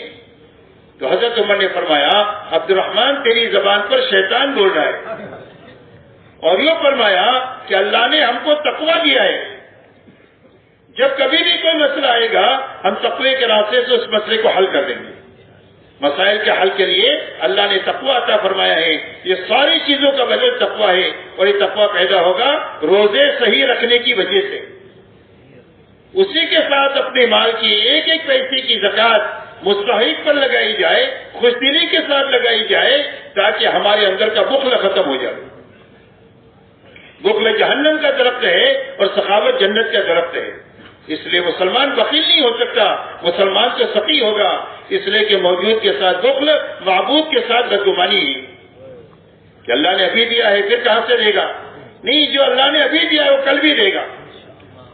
ہاں، اللہ کے ساتھ یقین کے ساتھ چلنا، اللہ سے لینا، اللہ کی مخلوق پر خرچ کرنا. اور حج فرض ہو جائے تو حج ایسا اچھا کرنا کہ ہماری پوری زندگی اللہ کے نبی کی اطاعت پر آ جائے، ہمارے سمجھ میں آئے نہ آئے، ہماری عقل میں آئے نہ آئے، حکم اللہ کا ہے، طریقہ نبی کا ہے، ہمیں اس پر عمل کرنا ہے. یہ طاقت پیدا کرنے کے لیے حج ہے. ہماری عبادت کی لائن اچھی سے اچھی بننی چاہیے. اس لیے اللہ سے جو تعلق پیدا ہوگا، اللہ کے خزانے سے لینے کی راہ جو ہموار ہوگی، وہ عبادت کے راستے سے ہوگی. ایاک نعبد و ایاک نستعین، اللہ تیری ہی عبادت کریں گے اور تجھی سے مدد مانگیں گے. یا ایھا الذین آمنوا استعینوا بالصبر والصلاۃ، اے ایمان والو اللہ سے مدد طلب کرو صبر کے ذریعے سے اور نماز کے ذریعے سے. حضور صلی اللہ علیہ وسلم کی زندگی میں جب کبھی بھی بڑے سے بڑا مسئلہ آیا، آپ نماز کی طرف متوجہ ہوتے تھے. سارے صحابہ کا یہی معمول ہے، سارے اولیاء اللہ کا یہی معمول ہے، اور سارے علماء ربانیین کا یہی معمول ہے کہ اپنے ہر مسئلے میں اللہ کی طرف متوجہ ہوتے ہیں اور نماز کی طرف متوجہ ہوتے ہیں. اس لیے میرے دوستو، اپنی عبادت کی لائن کو اچھے سے اچھی بنانا یہ دعوت اور تبلیغ کی محنت کے ذریعے سے چاہا جا رہا ہے کہ عبادت اچھی بھی بنے اور عبادت امت میں زندہ بھی ہو جائے. اسی کے ساتھ ہماری معاشرت ایسی پاکیزہ بن جائے کہ مسلمان ایک ہو جائے، نیک ہو جائے. ایمان والوں کی مثال حضور صلی اللہ علیہ وسلم فرماتے ہیں، ایک جسم کے مانند ہے. جسم کے سارے اعضاء کی شکل بھی الگ ہے، کام بھی الگ ہے. ہاتھ کی شکل الگ ہے، اس کا کام الگ ہے. پیر کی شکل الگ ہے، اس کا کام الگ ہے. ایسے ہر عضو کی شکل بھی الگ، کام بھی الگ. لیکن آپس میں اتنا جوڑ ہے کہ اگر ٹھوکر لگ جائے تو پورے جسم کو تکلیف ہوتی ہے.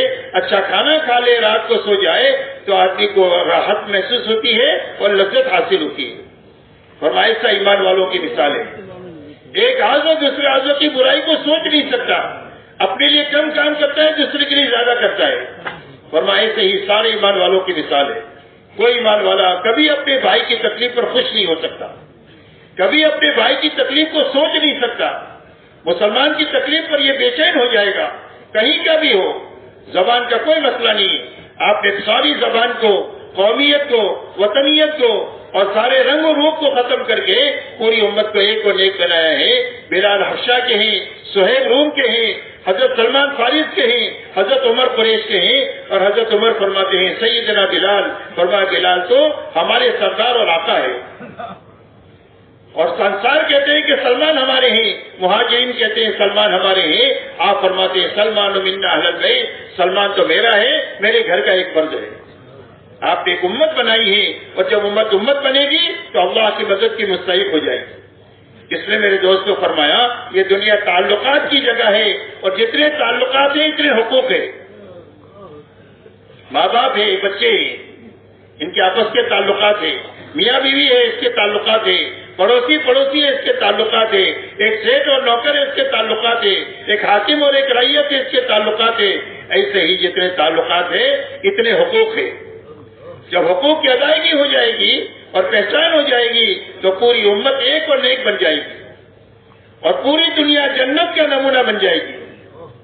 کسی کو کسی سے کوئی شکایت نہیں ہوگی، کسی کو کسی سے کوئی تکلیف نہیں ہوگی. اور اگر تکلیف ہوگی تو آدمی اس کو خوشی خوشی جھیل لے گا، برداشت کر لے گا.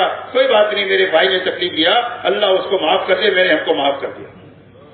یہ چیز امت میں پیدا ہو جائے گی تو امت اللہ کی مدد کی مستحق ہو جائے گی. اسی لیے جب حضور صلی اللہ علیہ وسلم کی معاشرت زندہ ہوئی ہے تو ایک لڑکی صناع یمن سے چل کر مکہ مدینہ آتی ہے، نہ اس کو اپنے زیورات کی چوری ہونے کا خوف ہے، نہ اپنے عصمت کے لٹنے کا خوف ہے. پوری دنیا میں امن ہے، اس لیے کہ امن جو آئے گا وہ حضور صلی اللہ علیہ وسلم والی معاشرت کے راستے سے آئے گا. ایک آدمی عراق سے چل کر مکہ مدینہ آیا، پوچھا لوگوں کو کیسا پایا؟ فرمایا لوگوں کو میں نے ایسا پایا کأنہم من ابی و ام واحد، جیسے ایک ہی ماں باپ کی اولاد ہو. کہیں پر بھی کوئی جھگڑا نہیں، کہیں جگہ پر کوئی تیری میری نہیں، کہیں کوئی مقدمہ بازی نہیں. مجھے ایسا محسوس ہوا کہ میرے کئی ایک گھر ہے، ایک گھر سے نکل کر دوسرے گھر میں داخل ہوا، کہیں اجنبیت نہیں، کہیں اوپراہٹ محسوس نہیں ہوئی، ہر جگہ مجھے ہاتھوں ہاتھ لیا. یہ حضور صلی اللہ علیہ وسلم کی معاشرت ہے. یہ معاشرت پر پوری دنیا میں دین قائم ہوگا. مولانا الیاس صاحب رحمۃ اللہ علیہ فرماتے تھے کہ دین حکومتوں سے قائم نہیں ہوتا. دین دنیا میں جو قائم ہوگا وہ حضور صلی اللہ علیہ وسلم والی معاشرت پر قائم ہوگا. جب آپ والی معاشرت دنیا میں زندہ ہو جائے گی تو اللہ کا دین دنیا میں انسانوں کو سمجھ میں آ جائے گا. اس لیے کہ آپ کی معاشرت وہ ہے کہ جس میں ہر ایک کی فطرت کا لحاظ کیا گیا ہے. عورت یہ چاہتی ہے کہ شوہر میرا ہو کر کے رہے تو اس کا حکم شوہر کو دیا کہ تم میں بہترین وہ ہے جو اپنے گھر والوں کے لیے بہتر ہو. شوہر چاہتا ہے کہ عورت میری بن کر کے رہے تو عورت کو یہ حکم دیا کہ اس عورت پر اللہ کی اور فرشتوں کی لعنت ہے کہ جو ناراض ہو کر کے اپنے شوہر سے رات گزارے. ماں باپ کی چاہت ہی ہوتی ہے کہ بچے ہماری خدمت کرے تو یہ تعلیم بچوں کو دیا کہ ماں باپ کے سامنے اف مت کرو اور ماں باپ کو ڈانٹ ڈپٹ مت کرو. ماں باپ کا احترام کرو, ان کی خدمت کرو. باپ کے قدموں کے ماں کے قدموں کے نیچے جنت ہے اور باپ جنت کا دروازہ ہے. اور بچوں کے فطرت یہ چاہتی ہے کہ ہمیں کوئی اچھے برے کی تمیز سکھائے. یہ حکم اللہ نے ماں باپ کو دیا. رعیت کی چاہت ہے کہ حاکم ہمارا خیال رکھے. اس کا حکم حاکم کو دیا اللہ تعالیٰ نے. اور حاکم کی چاہت ہوتی ہے کہ رعیت ہماری وفادار رہے. یہ وفاداری کا حکم اللہ نے رعیت کو دیا. ہر ایک کی فطرت جس بات کو چاہتی ہے اللہ نے اس کا حکم دوسروں کو دیا. اسی راستے سے دنیا میں صحیح چیز چل سکتی ہے. فطرت کے خلاف جو چیز چلے گی وہ کبھی دنیا میں امن نہیں لا سکتی. اس لیے میرے دوستو حضور صلی اللہ علیہ وسلم ایک معاشرت لے کر آئے ہیں جس کی بنیاد انصاف پر ہے, احسان پر ہے, ایثار پر ہے, حیا پر ہے, سادگی پر ہے. یہ بنیادیں ہیں آپ کی معاشرت کی. یہ زندہ ہو جائے گی تو دنیا میں خیر ہی خیر آ جائے گی اور دنیا کا شر دنیا میں مغلوب ہو جائے گا اور خیر دنیا میں غالب ہو جائے گی. اسی کے ساتھ میرے دوستو حضور پاک صلی اللہ علیہ وسلم نے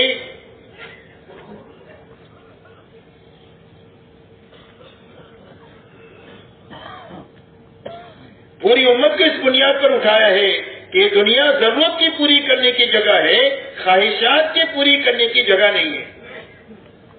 ہر انسان میں اللہ نے ضرورت بھی رکھی ہے اور خواہش بھی رکھی ہے. تو ضرورت دنیا میں پوری کریں گے اور خواہش اللہ جنت میں پوری کریں گے. دنیا میں خواہشات کیوں رکھی ہے؟ فرمایا دنیا میں خواہشات اس لیے رکھی ہے کہ حکم کے مقابلے میں آئے تو اس خواہش کو توڑنے کے لیے رکھی ہے, پورا کرنے کے لیے نہیں رکھی. جب خواہش ٹوٹے گی تو ایمان کا نور ملے گا. حدیث پاک میں آتا ہے کہ آدمی راستہ چل رہا ہے, حرام چیز سامنے آ گئی, اس نے اپنی نگاہ نیچے کیا, فرمایا اللہ اس کو ایمان کی حلاوت عطا فرمائیں گے جو اپنے دل میں وہ محسوس کرے گا. پیٹرول چلتا ہے تو گاڑی چلتی ہے, دیے کا تیل جلتا ہے تو روشنی آتی ہے. ایسا ہی خواہش جب ٹوٹے گی حکم کے مقابلے میں تو ہدایت کا نور ملے گا. تو خواہشات اللہ نے توڑنے کے لیے رکھی ہے, پورا کرنے کے لیے نہیں رکھی. ضرورتیں اللہ نے پورا کرنے کے لیے رکھی ہے اور اللہ نے وعدہ کیا ہے کہ ہم تمہاری ضرورتوں کو پورا کریں گے. دنیا میں آدمی بھوکا اٹھتا ہے, بھوکا سوتا نہیں ہے. اللہ جس طرح مالدار کے رب ہے, غریب کے بھی اللہ رب ہے. فرق اتنا ہے کہ مالدار زردہ پلاؤ کھاتا ہے, یہ چٹنی روٹی کھاتا ہے.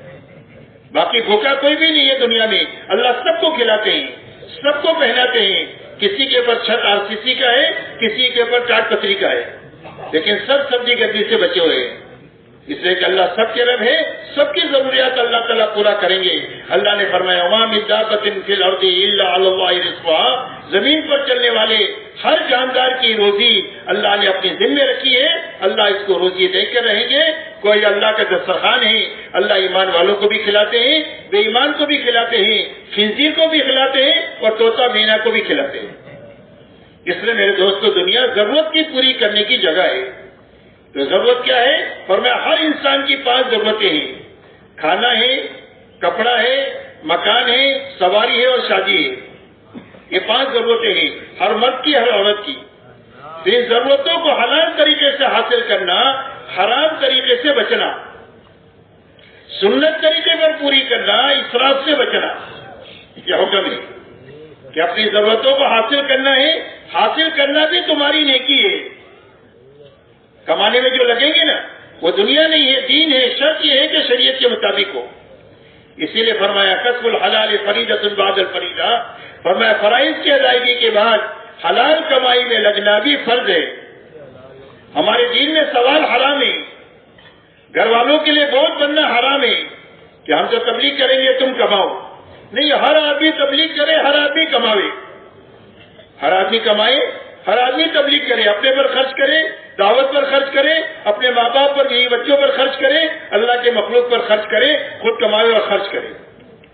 اس لیے میرے دوستو فرمایا حلال طریقے سے اپنی ضرورتوں کو حاصل کرنا، حرام اور سنت طریقے پر پوری کرنا، حرام سے بچنا اور اسراف سے بچنا. اس لیے کہ حلال میں برکت ہے، حرام میں کبھی برکت نہیں ہو سکی. یاد رکھو، جو حرام کے راستے سے جو دنیا میں ترقی نظر آ رہی ہے، اس کی مثال اس بیمار کی ہے کہ جو بیماری کی وجہ سے موٹا ہو گیا.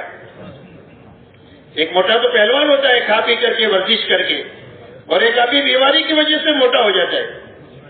تو بیماری سے جو موٹا ہو جاتا ہے اس کو آپ 1 لاکھ مارو تو 5 گلاٹی کھا جائے. ہاں، تو ایسا ہے بیماری کا موٹا. حرام سے جو آتا ہے وہ بیماری کا موٹا ہے، اس کو ختم ہونا ہے. اللہ نے یہ کہہ دیا قرآن میں، یمحق اللہ الربا ویربی الصدقات، اللہ سود کو مٹائیں گے اور اللہ تعالیٰ صدقے سے مال کو بڑھائیں گے. اس لیے میرے دوستو یہ بنیادی بات ہے کہ ضرورتوں کو حاصل بھی کرنا ہے، پورا بھی کرنا ہے، اپنی بھی اور اپنے متعلقین کی بھی، لیکن حلال طریقے سے پورا کرنا ہے، حرام سے نہیں، اور سنت طریقے پر پورا کرنا ہے، اسراف کے ساتھ نہیں. اس لیے کہ اللہ والے فرماتے ہیں اسراف کی مثال آگ کی آگ. امت کا المیہ یہ نہیں ہے کہ امت کے پاس جان مال نہیں ہے. امت کے پاس جان بھی بہت ہے اور مال بھی بہت ہے، لیکن زندگی میں اسراف داخل ہو گیا. اور اسراف جب زندگی میں داخل ہو جاتا ہے تو وہ ساری جانی مالی طاقت کو کھا لیتا ہے. جیسے آپ جتنی بھی لکڑی ڈالو سب کو جلا دے گی. پاکستان کی لکڑی ساری ڈالو تو ساری جلا دے گی. ڈال لاؤ دوسرے ملک کی ڈالو تو اس کو بھی جلا دے گی، اس کا پیٹ بھرتا ہی نہیں. ایسا اسراف ہے. جب اسراف زندگی میں آ جاتا ہے تو پوری جانی مالی طاقت کو یہ کھا لیتا ہے. نہ دعوت کے لیے بچے، نہ عبادت کے لیے بچے. یہاں تک کہ امت کے پاس جو دعوت کے لیے وقت نہیں ہے، اس لیے نہیں کہ وقت نہیں ہے، بلکہ اسراف نے سارے مال کو وقت کو کھا لیا ہے. ایسا ہی عبادت کے لیے بھی وقت نہیں بچا. اکثریت امت کی بے نمازی ہے. یہ کس نے کھا لیا؟ کا اسراف نے کھا لیا. ورنہ ہر ایک کے پاس وقت بھی ہے، ہر ایک کے پاس جان بھی ہے، دعوت کے لیے بھی ہے، عبادت کے لیے بھی ہے، اور اخلاق کے لیے بھی نہیں بچی جان مال، بلکہ اسراف نے کھا لیا. بوڑھے ماں باپ کو سنبھالنے کے لیے نہیں بچی. 10 بیٹے ہو کر اپنے بوڑھے ماں باپ کو سنبھال نہیں پاتے. بیوہ بہن ہو گئی، اس کو سنبھال نہیں پاتے. کیا ہوا؟ کا اسراف نے کھا لیا. اس لیے میرے دوستو اسراف سے بچنا یہ تبلیغ کی محنت، اپنی زندگیوں میں سے اسراف کو ختم کرنے کی محنت ہے. اس محنت کے ذریعے سے زندگیاں اسراف سے نکلے اور زندگیاں سادگی پر آئے اور زندگیاں ضرورت پر آئے. جب ضرورت پر زندگی آئے گی تو مال بھی بہت بچے گا، وقت بھی بہت بچے گا، جس کو ہم دعوت پر بھی لگا سکتے ہیں، عبادت بھی لگا سکتے ہیں، اللہ کی مخلوق پر راحت پہنچانے پر بھی لگا سکتے ہیں. اس لیے اپنی ضرورتوں کو حلال طریقے سے حاصل کرنا، سنت طریقے پر پوری کرنا، حرام سے بچنا اور اسراف سے بچنا. اس لیے علماء کے سامنے اپنے کمائی کی لائنوں کو پیش کرنا اور اس میں جو حرام ہے اس کو نکالنا، اس میں جو مشتبہ ہے اس کو نکالنا اور حلال پر آنا. حلال پر ہوں گے تو اتنی برکت ہوگی کہ ہمارا گھرانہ تو چلے گا، سینکڑوں گھرانے ہماری کمائی پر اللہ چلائیں گے. اللہ اتنی برکت دیں گے چھوٹے سے چھوٹے کاروبار میں کہ وہ تو پلے گا، سینکڑوں گھرانے اس کاروبار پر پلیں گے. اللہ اتنی برکتیں عطا فرمائیں گے اپنے خزانے سے. اسی کے ساتھ میرے محترم دوستو اپنی اخلاقی زندگی کو اچھے سے اچھی بنانا، اپنوں کو، پرایوں کو، سب کو ہمارے سے نفع پہنچنا چاہیے. دنیا میں ہمارا کوئی بھی دشمن نہیں ہے. ہمارا دشمن ہمارا نفس ہے اور ہمارا دشمن شیطان ہے اور ہمارا دشمن ہمارا برا ماحول ہے. باقی ہمارا کوئی بھی دشمن نہیں ہے. ہم تو ساری انسانیت کے ساتھ بھلائی کا معاملہ کریں گے، اپنوں کے ساتھ میں بھی اور دوسروں کے ساتھ میں بھی. پوری دنیا میں اسلام جو زندہ ہوگا وہ معاشرت کے راستے سے، معاملات کے راستے سے اور اخلاق کے راستے سے دنیا میں دین زندہ ہوگا. صحابہ دنیا میں جو پھرے ہیں وہ ایمان کے ساتھ، اعمال کے ساتھ اور اخلاق کے ساتھ پھرے. حالانکہ دنیا کی زبانیں نہیں جانتے تھے، لیکن پوری دنیا میں اسلام جو پھیلا ہے ان کی ان 3 بنیادوں کی وجہ سے پھیلا ہے: ایمانی طاقت سے، اعمال کی قوت سے اور اخلاق کی بلندی سے پوری دنیا میں اسلام پھیلائے. اس لیے میرے محترم دوستوں، اپنی اخلاقی زندگی کو اچھے سے اچھی بنانا، ہر ایک کو ہمارے سے راحت پہنچے، کسی کو بھی ہمارے سے تکلیف نہ پہنچے، یہ اخلاق کا خلاصہ ہے. حضور صلی اللہ علیہ وسلم نے اخلاق کو چند باتوں میں بتایا ہے. فرمایا اولین اور آخرین کے اخلاق ہے، اور حضور صلی اللہ علیہ وسلم کی پوری زندگی اس اخلاقی زندگی کا نمونہ ہے. آپ یہ فرماتے ہیں اخلاق کا خلاصہ اس میں ہے کہ جو تمہارے ساتھ برائی کرے اس کے ساتھ بھلائی کرو. برائی کرنے والے کے ساتھ برائی کرنا یہ اخلاق نہیں ہے. برائی کرنے والے کے ساتھ فرمایا بھلائی کرو. جو تمہارے پر ظلم و زیادتی کرے اس کو درگزر کرو، معاف کرو. اور جو رشتہ داری کو توڑے اس کو جوڑو. اس لیے کہ رشتہ داری کا معاملہ تو بڑا گمبھیر ہے. فرمایا کسی مجمع میں اگر کوئی قاطع رحم ہوتا ہے تو اس مجمع کی دعا قبول نہیں ہوتی. حضور صلی اللہ علیہ وسلم ایک مرتبہ ایک مجمع میں آئے اور آ کر یہ فرمایا اس مجمع میں اگر کوئی رشتہ داری توڑنے والا ہو تو ہمارے مجمع سے اٹھ جاوے، ہم ایک دعا کرنا چاہتے ہیں. اور اس مجمع میں جس میں رحم رشتہ داری توڑنے والا ہوتا ہے اس کی دعا قبول نہیں ہوتی. ایک صحابی گئے، رشتہ داری جوڑ کر آئے، فرمایا میں اس کے لیے گیا تھا، پھر آپ نے دعا مانگی. لیلۃ القدر میں دعا قبول نہیں ہوتی جو رشتہ داریوں کو توڑ کر جیتا ہے. بیت اللہ میں اس کی دعا قبول نہیں ہوتی. قیامت کے دن رشتہ داری اللہ سے کہے گی کہ اللہ جس نے مجھے توڑا دنیا میں اپنی رحمت سے اس کو توڑ دے، اور جس نے مجھے جوڑا اپنی رحمت سے اس کو جوڑ دے. اس لیے جو رشتہ داری توڑے اس کے ساتھ رشتہ داری کو جوڑنا. کبھی رشتہ داری کو توڑنا نہیں چاہیے، ہر حال میں رشتہ داری نبھانا چاہیے. بہت آپ کا جی نہیں چاہتا ہے دوستی نہ بڑھائیں، لیکن دعا سلام رکھنی چاہیے. اور کبھی مصیبت تکلیف میں ہاتھ بٹانا چاہیے تاکہ رشتہ داری باقی رہے. اسی کے ساتھ فرمایا کہ جو تمہیں چائے پانی کا نہ پوچھے اس کو کھلاؤ پلاؤ. یہ اولین اور آخرین کے اخلاق ہے. جو تم کو چائے پانی کا نہ پوچھے اس کو کھلاؤ پلاؤ. حضور پاک صلی اللہ علیہ وسلم جب مکہ مکرمہ میں فاتحانہ طور پر داخل ہوئے ہیں سن 8 ہجری میں، کہ جہاں پر سے آپ کو رات کے اندھیرے میں نکلنا پڑا ہے اور مکے والوں نے آپ کو وہاں رہنے نہیں دیا، ایسے حالات آپ کے لیے پیدا فرمائے. جب آپ فاتحانہ طور پر مکہ میں داخل ہوئے ہیں تو آپ نے بیت اللہ کی چوکٹ پکڑ کر یہ فرمایا یہ بتاؤ میں تمہارے ساتھ کیا معاملہ کروں گا. مکے والوں نے کہا اخن کریم ابن اخن کریم. فرمایا آپ تو بھلے ہیں، بھلوں کی اولاد ہیں، ہم آپ سے بھلائی کی امید رکھتے ہیں. فرمایا میں تمہارے ساتھ وہ معاملہ کروں گا جو میرے بھائی یوسف نبی نے اپنے بھائیوں کے ساتھ کیا، کہ جن بھائیوں نے حالات لائے یوسف علیہ السلام پر. جب یہ بھوکے ان کے پاس آئے ہیں تو حضرت یوسف علیہ السلام نے فرمایا لا تثریب علیکم اليوم. فرمایا کوئی تمہارے پر لان تان نہیں، اللہ تم کو معاف کر دے، ہم نے تم کو معاف کر دیا. آپ نے فرمایا انتم الطلقاء، جاؤ تم سارے آزاد ہو. مکہ والے یہ کہتے ہیں ہمیں ایسا معلوم ہو رہا تھا کہ ہم اپنی قبروں سے اٹھے ہیں اور ہم کو نئی زندگی ملی.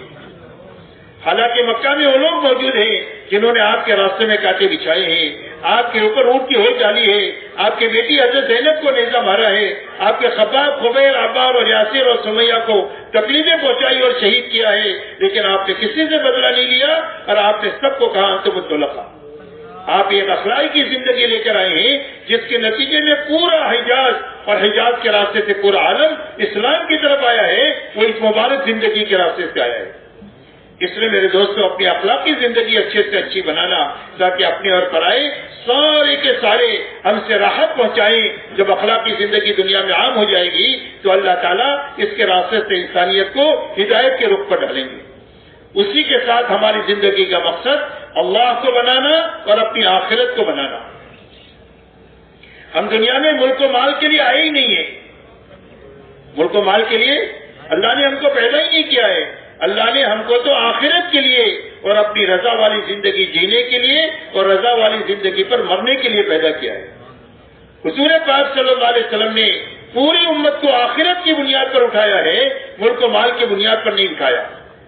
حالانکہ آپ کے علم میں یہ بات تھی کہ ہماری محنت کا انجام یہ ہے کہ بڑی بڑی حکومتیں فتح ہوگی. اسی لیے سراقہ کو ہجرت کے موقع یہ فرمایا کہ سراقہ اس وقت تمہارا کیا حال ہوگا جب کسریٰ کے کنگن تمہارے ہاتھ میں ہوں گے. اس بے سر و سامانی میں اور اس غربت کے حال میں آپ کسریٰ کے کنگن کی بشارت دے رہے. آپ کو معلوم تھا کہ اس کا انجام یہ ہے. عدی بن حاتم آئے، آپ نے کہا تم اسلام کیوں نہیں قبول کرتے؟ کہ میں ایک مذہب کا ماننے والا ہوں. آپ نے فرمایا تمہارے مذہب کو میں تم سے زیادہ جانتا ہوں. تم جو اپنی قوم کا مال کھاتے ہو تمہارے مذہب میں حلال ہے. تو شرم کے ماگے ان کی نگاہیں جھک گئی. آپ نے فرمایا میں بتاؤں کہ اسلام قبول نہیں کرتے. تم اسلام اس لیے قبول نہیں کرتے کہ ہمارے چاروں طرف کمزور لوگ ہیں جن کے پاس کپڑے نہیں ہیں, ایک دوسرے کی اونٹ پہ بیٹھتے ہیں تاکہ سطر نہ کھل جائے. پوری سب کی سب بھوک کی وجہ سے گر جا رہی ہے. سواریاں ان کے پاس نہیں ہیں. 10 آدمی باری باری ایک سوار پر سوار ہوتے ہیں, پیدل چلتے ہیں, پیدل چلتے ہوئے پیر پھٹ جائے چیتڑے باندھ کر چلتے ہیں. اور تم بڑے آدمی ہو, تم سوچتے ہو ان غریبوں کے ساتھ ہم کیسے رہیں. آپ نے فرمایا عادی یہ جانتے ہو اس کسرا ابن ہرمز کو جانتے ہو؟ فرمایا اللہ کے نبی جانتا ہوں. فرمایا کسرا ابن ہرمز کے خزانے فتح ہوں گے اور اس کے فتح کرنے والوں میں تم بھی ہوں گے. اور یہ مدینہ کی سرزمین جو تنگی کی جگہ تم کو نظر آ رہی ہے, اللہ ایک دن ایسا لائیں گے کہ سارے زکات دینے والے ہوں گے, کوئی زکات کا لینے والا نہیں ہوگا. اور پوری دنیا میں امن و امان اتنا ہوگا کہ ہر ایک کی جان محفوظ ہوگی, ہر ایک کا مال محفوظ ہوگا, ہر ایک کی آبرو محفوظ ہوگی. ہماری محنت کے اثرات پورے عالم میں یہ پڑیں گے. اس لیے میرے دوستو, لیکن آپ نے ان کو ملک و مال کی بنیاد پر نہیں اٹھایا, آپ نے ان کو آخرت کی بنیاد پر اٹھایا. اسی لیے انصار مدینہ جب حضور صلی اللہ علیہ وسلم کے پاس بیعت کے لیے آئے ہیں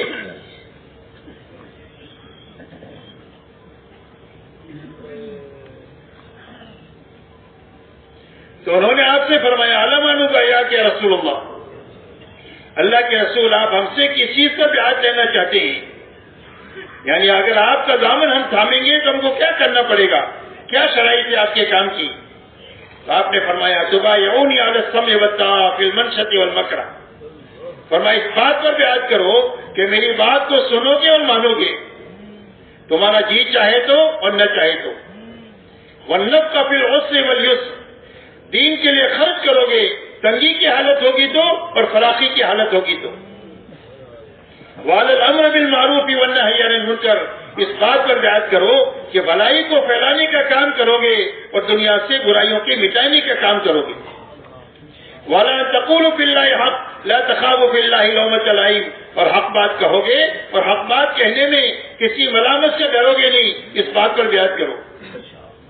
وَعَلَىٰ أَن تَمْنَعُونِي كَمَا تَمْنَعُونَ أَنفُسَكُمْ وَأَوْلَادَكُمْ وَأَزْوَاجَكُمْ, اور فرمایا جب میں تمہاری دعوت پر مدینہ منورہ ہوں اور جب پورا عرب تمہارا دشمن ہو جائے اس وقت میں تم میری حفاظت ان تمام وسائل سے کرو گے جن وسائل سے تم اپنے عورتوں کی, بچوں کی اور اپنی حفاظت کرتے ہو. تو ایک صحابی نے کھڑے ہو کر کہا اللہ کے رسول یہ شرائط ہم پوری کریں گے تو اس پر ہم کو کیا ملے گا؟ آپ نے یہ فرمایا نہیں کہ ملک و مال ملے گا, آپ نے فرمایا وَلَكُمُ الْجَنَّةُ, اللہ اس کے بدلے میں تمہیں جنت دیں گے. اور جس کی جنت بنے گی یقینی طور پر اس کی دنیا بنے گی. یہ دنیا جنت کا آخرت کا سایہ ہے. جس کی آخرت بننا شروع ہوگی اس کے بناؤ کے آثار دنیا میں ظاہر ہوں گے حیات طیبہ کی شکل میں, اور جس کی آخرت اجڑے گی اس کے اجاڑ کے آثار دنیا میں معیشت دنکا کی شکل میں ہوں گے. کہ اسباب اور وسائل ہوں گے لیکن مرنا پسند کرے گا جینے کے بجائے. اب دیکھ لو دنیا میں جو لوگ خودکشیاں کرتے ہیں وہ بھوکے لوگ نہیں کرتے, وہ لوگ کرتے ہیں جن کے پاس سارے وسائل ہیں لیکن اللہ نے زندگی کو ایسا تنگ کر دیا کہ جینے کے بجائے مرنے کو پسند کرتے ہیں.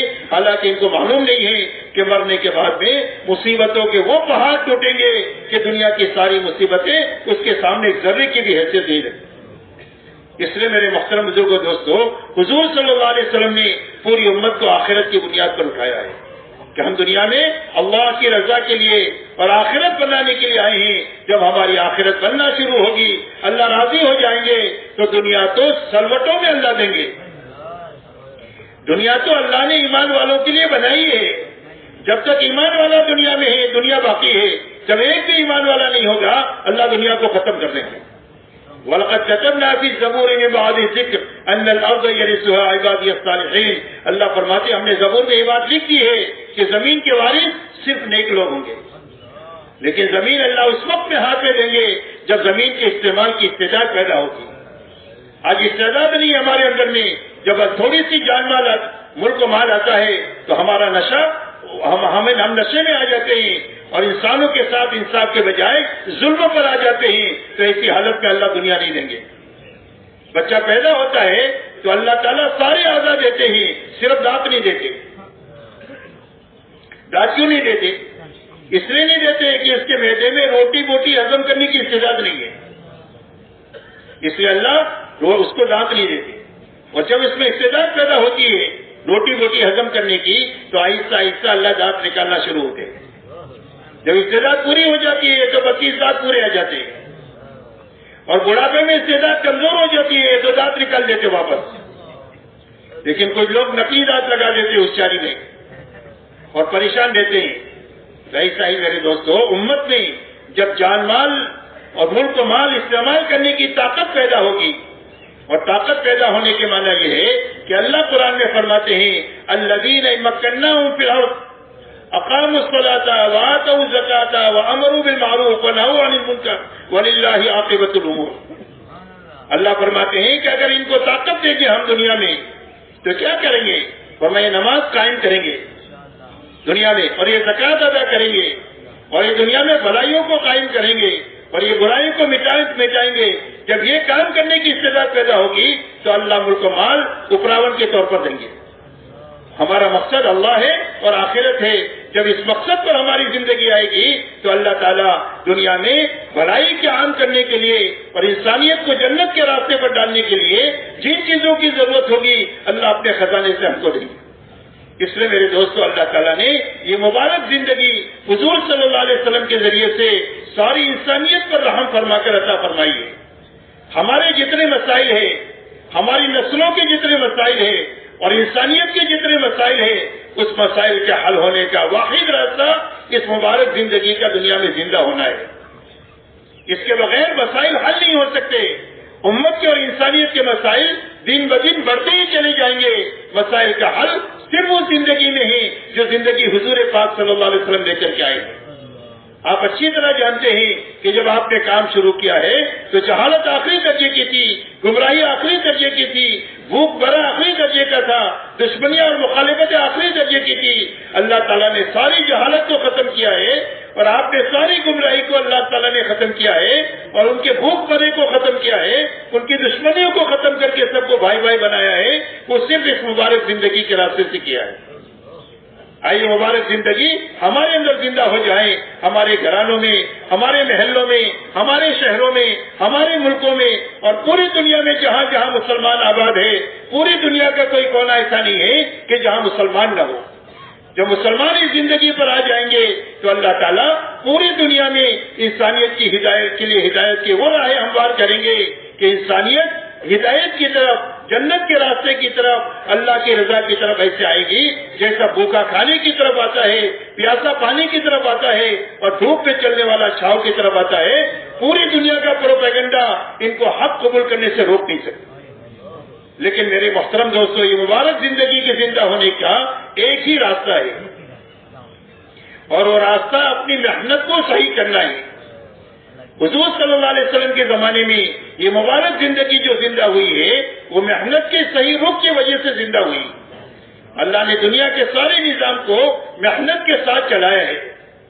دنیا کے اندر میں جتنی ترقیات آپ کو نظر آ رہی ہے، بڑی بڑی بلڈنگیں ہیں، تیز رفتار سواریاں ہیں، کھانے پینے کے، رہنے سہنے کے جتنے نئے نئے اسباب پیدا ہوئے ہیں، یہ انسانوں کی محنت کا ثمرہ ہے۔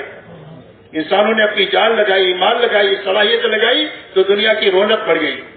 ایسا ہی دین زندگیوں میں حقیقت کے ساتھ آنے کے لیے اور پوری دنیا کے اندر میں جینے کے لیے بھی ایک ہی راستہ ہے اور وہ صرف محنت کو صحیح کرنا ہے۔ حضور صلی اللہ علیہ وسلم نے 23 سالہ دور نبوت میں اپنی صحبت میں صحابہ کو رکھ کر کے ان کی محنت کا رخ صحیح کیا کہ ہر ایمان والا اپنی جان مال ایمان کے سیکھنے پر لگائے اور ایمان کے پھیلانے پر لگائے، یعنی دعوت اللہ پر لگائے جتنا کہ دعوت کا تقاضا ہے۔ ہر ایمان والا اپنی جان مال عبادت پر لگائے تاکہ عبادت میں حقیقت زندہ ہو جائے، اتنی جان مال لگائے جتنا عبادت کا تقاضا ہے۔ اپنی جان مال کو اللہ کی مخلوق کو راحت پہنچانے پر، یتیموں پر، بیواؤں پر، مسکینوں پر، محتاجوں پر، مقروضین پر، بیماروں پر اپنی جان مال لگائے جتنا اخلاق کا تقاضا ہے۔ اور اپنی ضرورتوں میں اور اپنے متعلقین کی ضرورتوں کے حاصل کرنے میں بھی لگے, پورا کرنے میں بھی لگے, لیکن بقدر ضرورت لگے, اسراف سے بچ کر کے لگے. محنت کا یہ ایسا طاقتور رخ ہے کہ اگر یہ امت میں زندہ ہو جائے تو صدیوں میں جو نقصان ہوا ہے اس کی تلافی سالوں میں ہو جائے. آپ اندازہ لگائیں, حضرت عیسیٰ علیہ السلام اور حضور صلی اللہ علیہ وسلم کے بیچ میں 650 سال کا زمانہ ہے جس میں کوئی نبی نہیں آئے. انسانوں میں جہالت آخری درجے کی اور انسانوں میں گمراہی آخری درجے کی, اور یہ ساری جہالت اور گمراہی صرف 23 سالہ محنت کے نتیجے میں ختم ہو گئی. سارا بھوک مارا ختم ہو گیا, ساری مخالفتیں اور دشمنیاں ختم ہو گئی اور بھائی چارہ قائم ہو گیا. جو جان لینے والے تھے وہ جان دینے والے بنے. اتنا بڑا کام جو ہوا ہے وہ محنت صحیح کرنے کے نتیجے میں ہوا. میرے محترم دوستوں, دعوت اور تبلیغ کی محنت کے ذریعے سے امت میں محنت کا یہ رخ قائم کرنا مقصود ہے.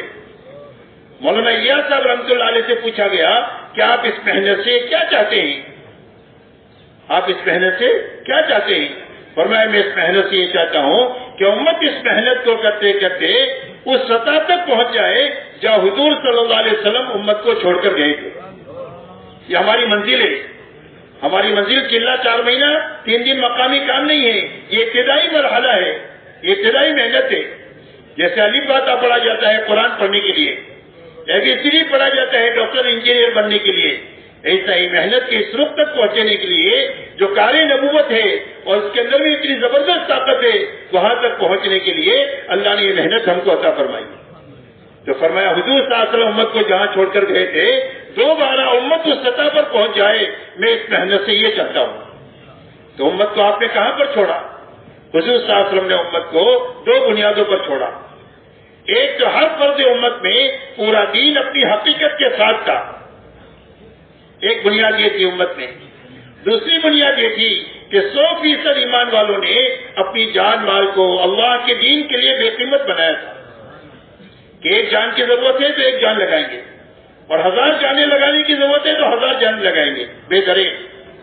1 روپیہ لگانے کا تقاضا ہے 1 لگائیں گے, اور جھاڑو مار کر لگانے کا تقاضا ہے تو جھاڑو مار کر پورا لگائیں گے, اس یقین پر کہ اللہ پر لگا دیں گے تو اللہ ہم کو اجاڑیں گے نہیں, اللہ آباد کر دیں گے. یہ 2 بنیادیں 100% صحابہ میں تھی جس پر اللہ نے ایک چھوٹی اور ایک کمزور جماعت کے ہاتھوں اتنا بڑا کام کیا. صحابہ کی جماعت تھوڑی بھی ہے اور کمزور بھی ہے, لیکن اللہ نے اتنا بڑا کام اس سے پوری دنیا کی ہدایت کا جو لیا اور انسانیت کے سوئے ہوئے نصیب کو جو جگایا ہے وہ ان 2 بنیادوں کی وجہ سے بن جائے.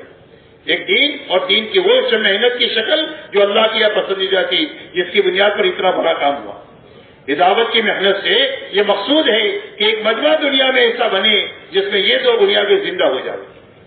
ہم نہیں جانتے کتنا مجمع, 100 سے کام ہو جائے گا, 1000 سے کام ہو جائے گا, 5000 سے ہو جائے گا, 5 لاکھ سے کام ہوگا, یہ ہم نہیں جانتے, لیکن کام اس وقت میں ہوگا جب ایک مجمع امت میں ایسا بنے جن میں یہ 2 بنیادیں زندہ ہو جائے. اللہ اس مجمع سے وہ کام لیں گے جو کام اللہ نے صحابہ سے لیا. اگر یہ کمزور ہوں گے تو اللہ اپنی قوت ان کے ساتھ ملا کر ان کو قوی بنا دیں گے, اور اگر یہ تھوڑے ہوں گے تو اللہ اپنے لشکروں کو ان کے ساتھ کر کے اللہ ان کو زیادہ کر دیں گے. اس لیے کہ اللہ کے بڑے لشکر ہیں, وما یعلم جنود ربک الا ھو, تیرے رب کے لشکروں کو کوئی نہیں جانتا اللہ کے سوا, کہ مدد کریں گے تو کس راستے سے کریں گے اور کسی کی پکڑ کریں گے تو کس راستے سے کریں گے. اللہ کے پاس مدد کے لامحدود اسباب ہے اور پکڑنے کے بھی لامحدود اسباب ہے. اللہ کمزوری کو اور قلت کو اپنے لشکروں سے اور اپنی قوت سے دور کر کے اللہ اس مجمع سے کام لیں گے, اور اللہ ان کو دنیا میں خیر کے پھیلنے کا سرچشمہ بنائیں گے, اور اللہ تعالیٰ انسانیت کے سوئے نصیب کو ان لوگوں کے کندھے پر رکھ کر جگا دیں گے, اور اللہ تعالیٰ انسانیت کو دوبارہ ہدایت کے رخ پر ڈالیں گے, ذریعہ اس مجمع کو بنائیں گے. اس لیے میرے دوستوں, وہاں تک پہنچنے کے لیے ہماری محنت میں سب سے پہلی بنیاد اچھا وقت لگانا ہے. 4 مہینہ سب سے پہلی بنیاد ہے کہ ایک مرتبہ 4 مہینہ ایسا اچھا لگائیں کہ دلوں کا رخ صحیح ہو جائے, فکر صحیح ہو جائے. یہ 2 بنیادیں بنانے کے لیے اچھا 4 مہینہ لگانا. اچھا 4 مہینہ لگانے کے معنی یہ ہے کہ وقت بھی پورا لگانا, اعمال بھی پورے کرنا, کرنے کے سارے کام کرتے ہوئے بچنے کی ساری چیزوں سے بچتے ہوئے وقت لگانا, ہر جگہ جماعتیں نکالنے کی محنت کے ساتھ وقت لگانا, ہر جگہ مسیحات جماعت بنانی اور بنی ہوئی جماعت کو کام میں لگانے کے ساتھ وقت لگانا، اور دین پر تھکنے کے بعد رات کو اچھا وقت اللہ کے سامنے لے کر اچھی نماز میں، دعا میں، آہوزاری میں اللہ کے سامنے آنسو بہانے میں اپنے لگانا۔ میرے دوستو یقین مانو ہمارے مسائل آنسوؤں کے راستے سے حل ہوں گے، دن میں تھکیں گے، رات کو اللہ کے سامنے روئیں گے تو یہ تھکنا اور رونا یہ ہمارے مسائل کو حل کر دے گا۔ اتنی زبردست طاقت اس میں ہے۔ اس لیے میرے محترم دوستو ایسا اچھا 4 مہینہ لگانا کہ زندگی کا رخ بھی صحیح ہو جائے، فکر بھی صحیح ہو جائے۔ جب فکر صحیح ہو جائے گا تو محنت کا رخ آہستہ آہستہ صحیح ہو جائے گا، ورنہ محنت ادھوری رہے گی، اور ادھوری محنت سے ادھورے کام ہوں گے۔ محنت پوری ہوگی تو کام پورا ہو جائے گا۔ اس کے لیے محنت پوری ہونے کے لیے ضروری ہے کہ دلوں کا رخ صحیح ہونا چاہیے اور فکر صحیح ہونا چاہیے۔ تو دل کا رخ صحیح ہوگا اور فکر صحیح ہوگا، وہ اچھا 4 مہینہ لگانے کے نتیجے میں ہوگا۔ پھر اس کے بعد تو آدمی کا ہر قدم اس کو اللہ کی اور جنت کے قریب کرے گا۔ دعوت کا کام کر کے اللہ کی اور جنت کے قریب ہوگا، عبادت کر کے اللہ کی اور جنت کے قریب ہوگا، کمانے میں لگنے کر کے اللہ کی اور جنت کے قریب ہوگا، اپنے بیوی بچوں میں رہ کر یہ اللہ کی جنت کے قریب ہوگا۔ رخ صحیح ہونا چاہیے اور فکر صحیح ہونا چاہیے۔ اس کے لیے اچھا 4 مہینہ لگانا۔ اب میرے دوستو جس سے اچھا 4 مہینہ ابھی تک نہیں لگا، صرف اجتماع میں شریک ہوئے، وہ پہلے کھڑے ہو کر کہے کہ انشاءاللہ ہم 4 مہینہ لگائیں گے۔ پہلے 4 مہینہ لگانے والے کھڑے ہو، جن کا 4 مہینہ نہیں لگا وہ ساتھی کھڑے ہو، پہلے جن کا 4 مہینے نہیں لگا وہ ساتھی کھڑے ہو کر کہے کہ انشاءاللہ اچھا 4 مہینہ لگائیں گے۔ اللہ تعالیٰ قبول فرمائے، جان مال میں برکت عطا فرمائے، ساری رکاوٹوں کو اللہ دور فرمائے، اللہ تعالیٰ دنیا بھی اچھی بنائے، آخرت بھی اللہ اچھی بنائے۔ ماشاءاللہ ماشاءاللہ۔ بھائی محمد اکرام صاحب جی